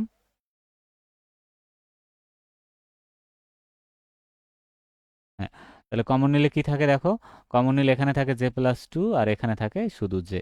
এই তারপর এখানে কি হয়, h square 8 pi square I J plus one, আর এখানে এটা এটা বাদ থাকে এখানে টু। আচ্ছা, তারপর এখানে কি হয়, এই যে টুটাকে আমি একটু সামনে নিয়ে আসলাম, 2h² 8 pi square I J J plus one, এটা জুল এককে কনভার্ট হয়ে আছে। আচ্ছা, এখন আমরা এটাকে কি করবো, এইচসি দ্বারা ভাগ করবো। ওই যে তরঙ্গ ওয়েভ নাম্বার একক প্রকাশ করতে হলে প্রত্যেকটা সমীকরণ আমরা এভাবে দেখলাম, আমরা কি করব এখন এসসি দ্বারা ভাগ করব। আচ্ছা, তাহলে এই সমীকরণটাকে আমরা কি করলাম, এই যে দেখো এসসি দ্বারা আমরা কি করেছি, ভাগ করেছি। আচ্ছা, তাহলে ভাগ করলে কি হবে, এখানে 2h² 8 pi square I AC, তাহলে এইচ এইচ এখানে কাটা গেলে উপরে শুধু একটা এইচ থাকবে, তাহলে এখানে শুধু থাকবে এইচ 8 পাই স্কোয়ার আইসি বা সিআই আর জে প্লাস ওয়ান। আর এখানে এই টুটাকে একটু সামনে এনে রিঅ্যারেঞ্জমেন্ট করে লিখলাম। আচ্ছা, তাহলে এটাকে ডেলিয়ের মান আমরা বসিয়ে, আমরা এটা মানে ধাপান্তর দেখাচ্ছে, মানে জে থেকে জে প্লাস ওয়ানের ধাপান্তরের ক্ষেত্রে মানে এই ফাইনাল ইকুয়েশন ওয়েভ নাম্বারটা ইকুয়েশনটা আমরা প্রকাশ করব। আচ্ছা, তারপর আমরা জানি তরঙ্গ এককে মানে ঘূর্ণন ধ্রুবক বি এর মান এইটা, তাহলে এই মানটা যদি আমরা বসিয়ে পাই, এই যে এটার সমান আমরা যদি বি বসাই, এটা সমান আমরা বি বসালে আমাদের চূড়ান্ত ইকুয়েশনটা হবে 2b J J plus one per centimetre. ঠিক আছে, ওয়েভ নাম্বার আমরা প্রকাশ করলে এটাই হলো দ্বিপারমাণবিক অণুর ঘূর্ণন স্থানান্তরের তরঙ্গ সংখ্যা নির্ণয়ের প্রতিপাদিত সমীকরণ। খুব ইজি, এভাবে করে কয়েকবার প্র্যাকটিস করতে হবে। তারপর এটা প্রচলিত, এটা দ্বারা কি বোঝাচ্ছে, যে ঘূর্ণন স্তরে জে প্লাস ওয়ান ঘূর্ণন স্তরে স্থানান্তরের জন্য শোষিত বিকিরণের তরঙ্গ সংখ্যা, ঘূর্ণন ধ্রুবক, কোয়ান্টাম, এগুলো আমরা জানি সবাই, এটা হলো তরঙ্গ সংখ্যার একক, প্রতি সেন্টিমিটারে তরঙ্গ সংখ্যা বোঝাচ্ছে এখানে। আর যে হলো ঘূর্ণন কোয়ান্টাম সংখ্যা এ। তার পরবর্তীতে আমরা দেখি আরো কি কোশ্চেন আছে, যে আরো কিছু এখানে বেসিক কোশ্চেন আছে, এগুলো তোমরা আশা করি একবার পড়লে এখানে বুঝে যাবা। পরবর্তী কোশ্চেন দেখো, 27 ডিগ্রি সেলসিয়াস তাপমাত্রায় কার্বন মনোক্সাইড অণুর আবর্তনীয় বর্ণালীতে জে থেকে যে যে 0 থেকে 1 রেখার তুলনায় 3 থেকে 4 রেখাটি অধিক তীব্র হয়। মানে 0 থেকে 1 ধাপান্তরের ফলে যে রেখা পাওয়া যাবে, সেইটা থেকে 3 থেকে 4 ধাপান্তর হলে সেইটা থেকে তীব্র রেখা পাওয়া যাবে। সেটা কেন পাওয়া যাবে সেটা একটু বলতে হবে। আচ্ছা, তাহলে 27 ডিগ্রি সেলসিয়াস তাপমাত্রায় কার্বন মনোক্সাইড অণুর আবর্তনী বর্ণালীতে এত এই রেখার তুলনায় এই রেখা অধিক তীব্র হয়, কারণ এর তীব্রতা নির্ভর করে যে স্তরে বিকিরণ ঘটে সেই স্তরে অণুর সংখ্যা বা পপুলেশনের উপর। কোন স্তরে অণুর সংখ্যা বেশি সেই স্তরে তীব্রতা বেশি হবে। যে স্তরে অণু বেশি থাকবে, অণু মানে পপুলেশন, অণুর সংখ্যা মানে পপুলেশন বোঝাচ্ছে, সেই স্তরের তীব্রতা তত বেশি হবে, সেটা বেশি উজ্জ্বল দেখাবে। আচ্ছা, তাহলে উৎপন্ন বিকিরণও বেশি তীব্র হবে। তাহলে বোলজম্যান বন্টন সূত্র আমরা এর আগে ক্লাসগুলোতে এগুলো প্রতিপাদন দেখিয়েছিলাম। তাহলে সূত্র অনুযায়ী N G equal to N not 2j+1 E to the power minus ইজে by KT. তাহলে এখানে 2j+1 হলো ডিজেনারেসি এবং ইজে ইকুয়াল টু, আমরা এটা জানি B J plus J plus one J স্তরের শক্তি। তাহলে যে জিরো এর জন্য 2j+1 এর মান 1 হয়, জিরো যখন বসাবো যে তখন এই যে ডিজেনারেসের মান 1 হবে। যে 3 হলে এটার মান দেখবা যে মান হবে 7, কারণ 2 × 3 + 1, 3 × 6 + 1 কত হবে, 7 হবে। তাহলে 7 গুণ বেশি, যদিও যে 3 স্তরে কিছুটা শক্তি কিছুটা বেশি, কিন্তু তাপমাত্রা যথেষ্ট বেশি বা 27 ডিগ্রি সেলসিয়াস হওয়ায় e to the power minus ইজে by k T এর মান খুব বেশি কমে না।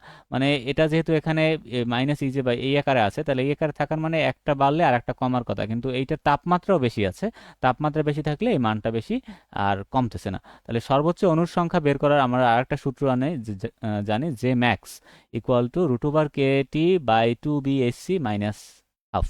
তাহলে এই সূত্র থেকে আমরা বের করতে পারি যে একটা স্তরে সর্বোচ্চ কোন স্তরে সর্বোচ্চ অণুর সংখ্যা আছে। তাহলে এখন কার্বন মনোক্সাইড এর যে কক্ষ তাপমাত্রা এখানে দেওয়া ছিল 27 ডিগ্রি সেলসিয়াস, প্রশ্নে দেওয়া ছিল, এটা কেলভিনে করলে 300 কেলভিন হয়। এখন এই মানটা যদি আমরা এই ইকুয়েশনে বসাই তাহলে দেখবা যে জে ম্যাক্স সর্বোচ্চ মান 3 থেকে 4 আসবে।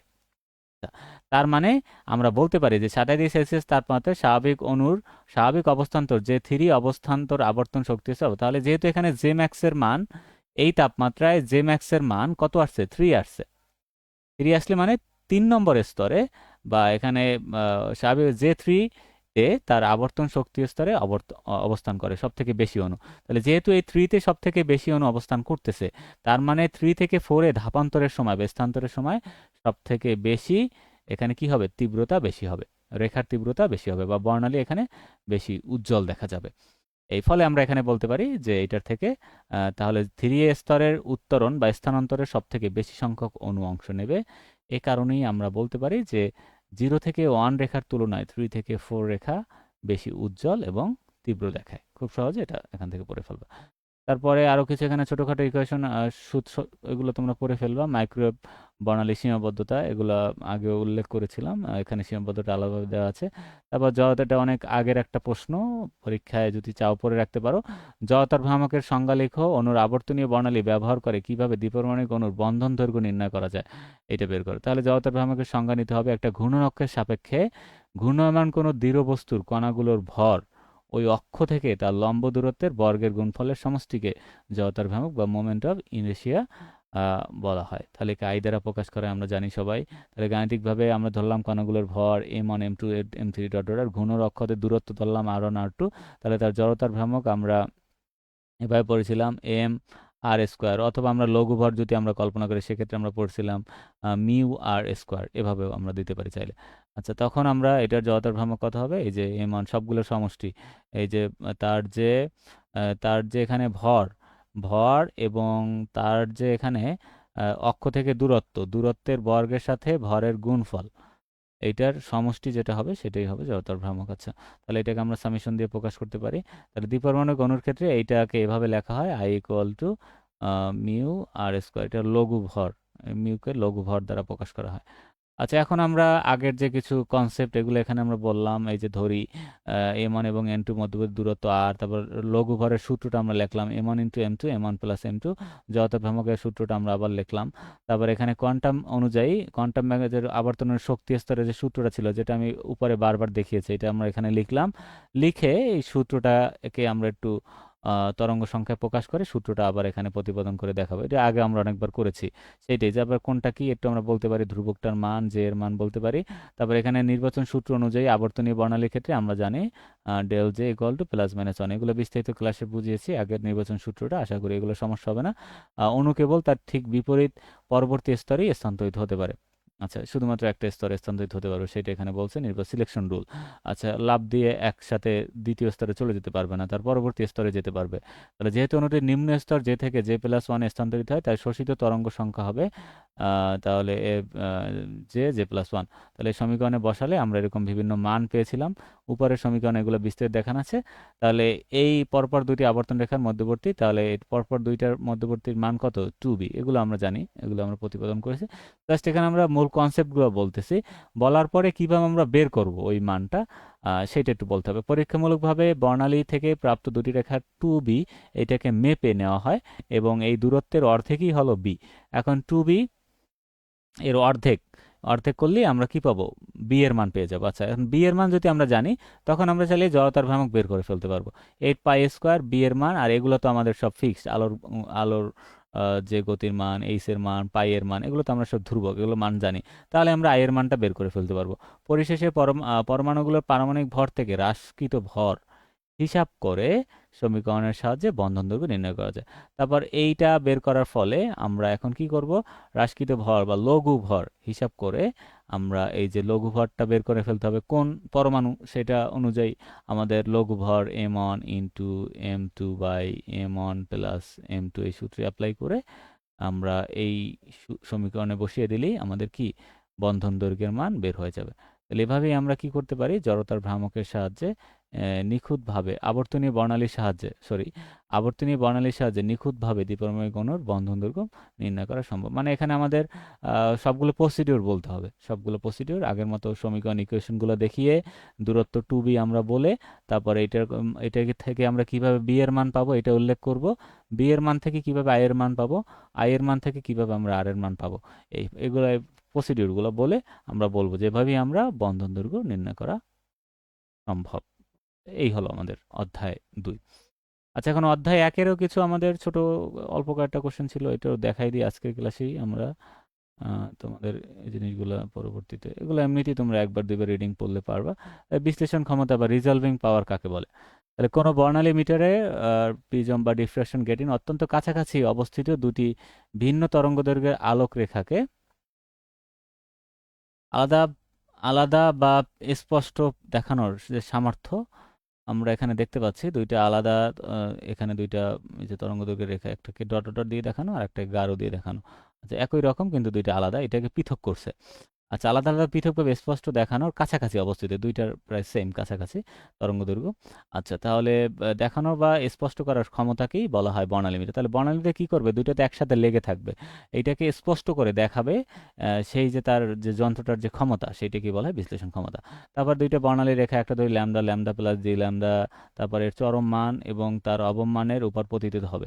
মানে একটা তার যে সর্বোচ্চ তীব্রতা স্তর, তীব্রতা অঞ্চল, আর একটা হলো তার সর্বোচ্চ অন্ধকার অঞ্চল। ঠিক আছে, দুইটা স্তরে কি হবে, সে পতিত হবে। পতিত হলে এইটাকে রেইলির পৃথকীকরণ নীতি বলা হয়। ঠিক আছে, তাহলে আমরা একটা ডায়াগ্রাম দিয়ে পরীক্ষার পদ্ধতি দেখাতে পারি।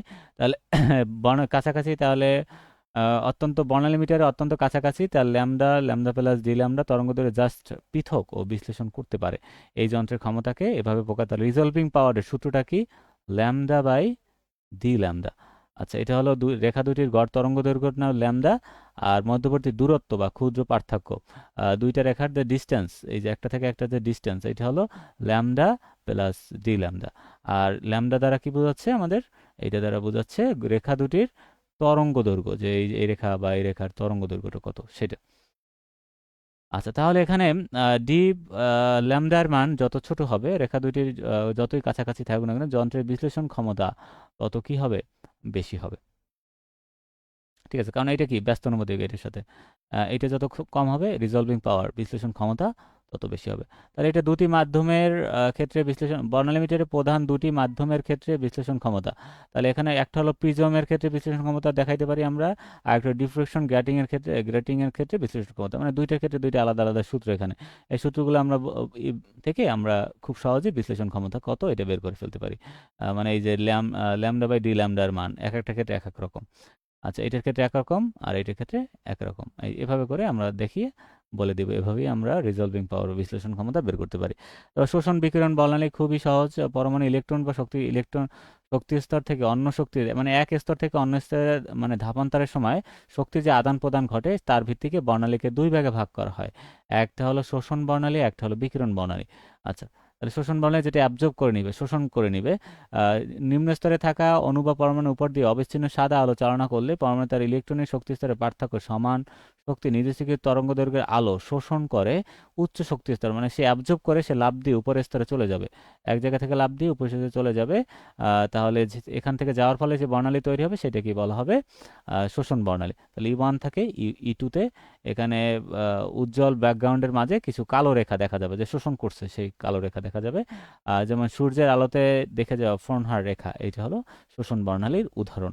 তার বিকিরণ বর্ণালী হলো বাইরে থেকে কোনো পদার্থ থেকে উচ্চ তাপ বা বিদ্যুৎ শক্তি উত্তেজিত করলে ইলেকট্রনগুলো উচ্চ শক্তি স্তরে চলে যায়, মানে শক্তিটাকে সে নির্গত করে ইলেকট্রনগুলো যখন উচ্চ শক্তিতে লাফিয়ে নিম্ন শক্তি স্তরে চলে আসে তখন শোষিত শক্তিটুকু নির্দিষ্ট তরঙ্গদৈর্ঘ্যে আলো বা বিকিরণ হিসেবে ছেড়ে দেয়। মানে এখানে সে কি করবে, নির্দিষ্ট তরঙ্গদৈর্ঘ্যে যে আলোটা শোষণ করে সে উপরে উঠছিল, সেই তরঙ্গদৈর্ঘ্য এখানে ছেড়ে দিয়ে সে আবার নিচের স্তরে চলে আসতে পারে। তাহলে এখান থেকে চলে আসার ফলে যে অন্ধকার পটভূমির মধ্যে যে উজ্জ্বল রেখা দেখা যাবে, এখানে তাহলে উজ্জ্বল রেখা দেখা যাবে, সেটা কি বলা হবে, বিকিরণ বলেন। তাহলে এখানে হবে উচ্চ শক্তি স্তর থেকে ই টু থেকে ই ওয়ানে, আমরা এভাবে বলতে পারি। আচ্ছা, উজ্জ্বল এবং রঙিন রেখা দেখা যাবে, আর এটাকে উত্তেজিত করতে হবে আগে, বিদ্যুতিকরণ দ্বারা উত্তেজিত করতে হবে। যেমন হাইড্রোজেন পরমাণু, লাইমেন, বামার, প্যাচেন অথবা নিয়ন সাইন বোর্ডের আলো, এগুলো হলো সব এই যে বিকিরণ বর্ণালীর উদাহরণ। এভাবে করে আমরা এই কোশ্চেনটা আনসার দিতে পারি। তার পরবর্তীতে দেখো শোষণ বা বিকিরণ বর্ণালীর পার্থক্য, এখন পার্থক্যটা বলবা, পার্থক্যটা এখানে সুন্দরভাবে দেওয়া আছে। তারপর হলো বিভিন্ন অঞ্চল সময় আলোচনা, বর্ণালীর বিভিন্ন, খুব ইম্পর্টেন্ট এই কোশ্চেনটা কিন্তু, বর্ণালীর বিভিন্ন অঞ্চল সময়ের আলোচনা করো। মানে বর্ণালীর যে বিভিন্ন রেঞ্জ আছে বা তার যে অঞ্চল আছে, যেমন একটু আমরা দেখি যে গামা রে, তারপর এক্স রে, তারপর অতিবেগুনি রশ্মি, তারপর দৃশ্যমান অঞ্চল, তাহলে এই যে অঞ্চলগুলো দূর অবলোহিত, নিকট, নিয়ার ইনফ্রারেড, তা ফার ইনফ্রারেড, তারপর মাইক্রোওয়েভ, এই যে অঞ্চলগুলো সম্পর্কে আমাদের বলতে হবে, এগুলো রেঞ্জ বলতে হবে, উৎস, ব্যবহার, এই দুইটা দিতে পারলে আরো ভালো হবে। ঠিক আছে। আচ্ছা, যেহেতু আমাদের বর্ণনা করতে বলছে, বর্ণনা মানে জিনিসগুলো সম্পর্কে বিস্তারিত বলতে হবে। আচ্ছা, এখান থেকে চাইলে একটা দুইটা তোমরা যেটা একটা দুইটা মনে রাখলে এনাফ, অনেকগুলো দিয়ে দিয়েছি যার যেটা সুবিধা হয়। বিশেষ করে রেঞ্জটা মাস্ট, এই রেঞ্জটা অবশ্যই দিতে হবে, আর উৎসটা, আর একটা করে ব্যবহার চাইলে অ্যাড করতে পারো। তাহলে প্রত্যেকটা রেঞ্জ, এটা হলো 2 থেকে 400 ন্যানোমিটার, কোথায় পাওয়া যায় তার উৎস, 400 থেকে 700 দৃশ্যমান অঞ্চল, তারপর 700 থেকে 2 × 10⁴, দূর অবলোহিত 2 × 10⁴ থেকে 10⁶, মাইক্রোফল 10⁶ থেকে 10⁸ এভাবে করে প্রত্যেকটা একটা করে ব্যবহার, আর এখানে তার উৎস, এভাবে একটা করে দিলেই আমাদের জন্য এনাফ হয়ে যাবে। এই আরও আছে, একটা আছে রেডিও তরঙ্গ। এভাবে করে আমাদেরকে এই কোশ্চেনগুলো অ্যান্সার করতে হবে। ঠিক আছে, আশা করি তোমাদেরকে এই অধ্যায়ের যে গুরুত্বপূর্ণ প্রশ্নগুলো আমাদের যে বাকি ছিল, সেই প্রশ্নগুলো আমাদের কমপ্লিট হয়ে গিয়েছে। আচ্ছা, ঠিক আছে। তাহলে তোমরা এগুলো পড়ে ফেলো। আশা করি তোমরা সবাই খুব সহজে জিনিসগুলো, আমি পিডিএফটা অলরেডি অ্যাড করে দিয়েছি তোমাদের ড্রাইভে, অতিরিক্ত প্রশ্নের সেকশনে গেলেই এই পিডিএফটা পেয়ে যাবে। অনেকগুলো প্রশ্ন দেখালাম। পরবর্তীতে আমরা আরও একটা অধ্যায়ের সলভ ক্লাস নেব, সেটা হলো অধ্যায় 3। ঠিক আছে, সবাই ভালো থাকো। তাহলে আজকে এ পর্যন্তই। আল্লাহ হাফেজ। আচ্ছা, আর যারা আমাদের কোর্সে যুক্ত হতে চাও, আমাদের কোর্সে তোমরা চাইলে যুক্ত হতে পারো। অনার্স প্রথম থেকে চতুর্থ বর্ষের আমাদের 4টা ইয়ারেরই আমাদের কোর্স রয়েছে। তোমরা এখানে লাইভ কোর্স আছে কিছু, চাইলে রেকর্ড কোর্স আছে, তোমরা যার যেটা সুবিধা তোমরা চাইলে ভর্তি হয়ে যেতে পারবে। আর চতুর্থ বর্ষে আমাদের টোটাল এখানে 5টা কোর্স রয়েছে। ঠিক আছে, এখন ঈদ অফার চলতেছে, তোমরা চাইলে ভর্তি হয়ে যেতে পারো। ভর্তি হলে কিছু অতিরিক্ত ডিসকাউন্ট পেয়ে যাবে। তাহলে যারা ভর্তি হতে আগ্রহী, তোমরা এখানে যে হোয়াটসঅ্যাপ নাম্বার দেওয়া আছে অথবা আমাদের পেজ ইনবক্স করলেই তোমাদের বিস্তারিত তথ্য জানানো হবে। তাহলে এই যে এই নাম্বারটা, আর 5টা একসাথে যারা ভর্তি হবে তাদের জন্য আলাদা কিছু সুযোগ সুবিধা আছে। এখানে তোমরা যে পলিমার রসায়নের হ্যান্ড নোট পাবে, এছাড়া নিউক্লিয়ার, পৃথকীকরণ, আমার যে নোটগুলো ছিল এগুলো আমি তোমাদের ফ্রিতেই দিয়ে দেবো। প্রত্যেকটার সাথে মডেল টেস্ট থাকবে, সাপোর্ট সুবিধা থাকবে, পিডিএফ ফাইল থাকবে গুছানো, এই যে নির্ভুলভাবে গুছানো পিডিএফ ফাইল, যেটা খুবই খুবই ইম্পর্ট্যান্ট তোমাদের জন্য। বইয়ে এত ভুলের ভিতর থেকে আমরা নির্ভুলভাবে জিনিসগুলো সাজানোর ট্রাই করেছি, এবং সাজেশন দিই আমরা কিছু অধ্যায়ভিত্তিকভাবে, প্রশ্নগুলো ইম্পর্টেন্ট মার্ক করে দিই।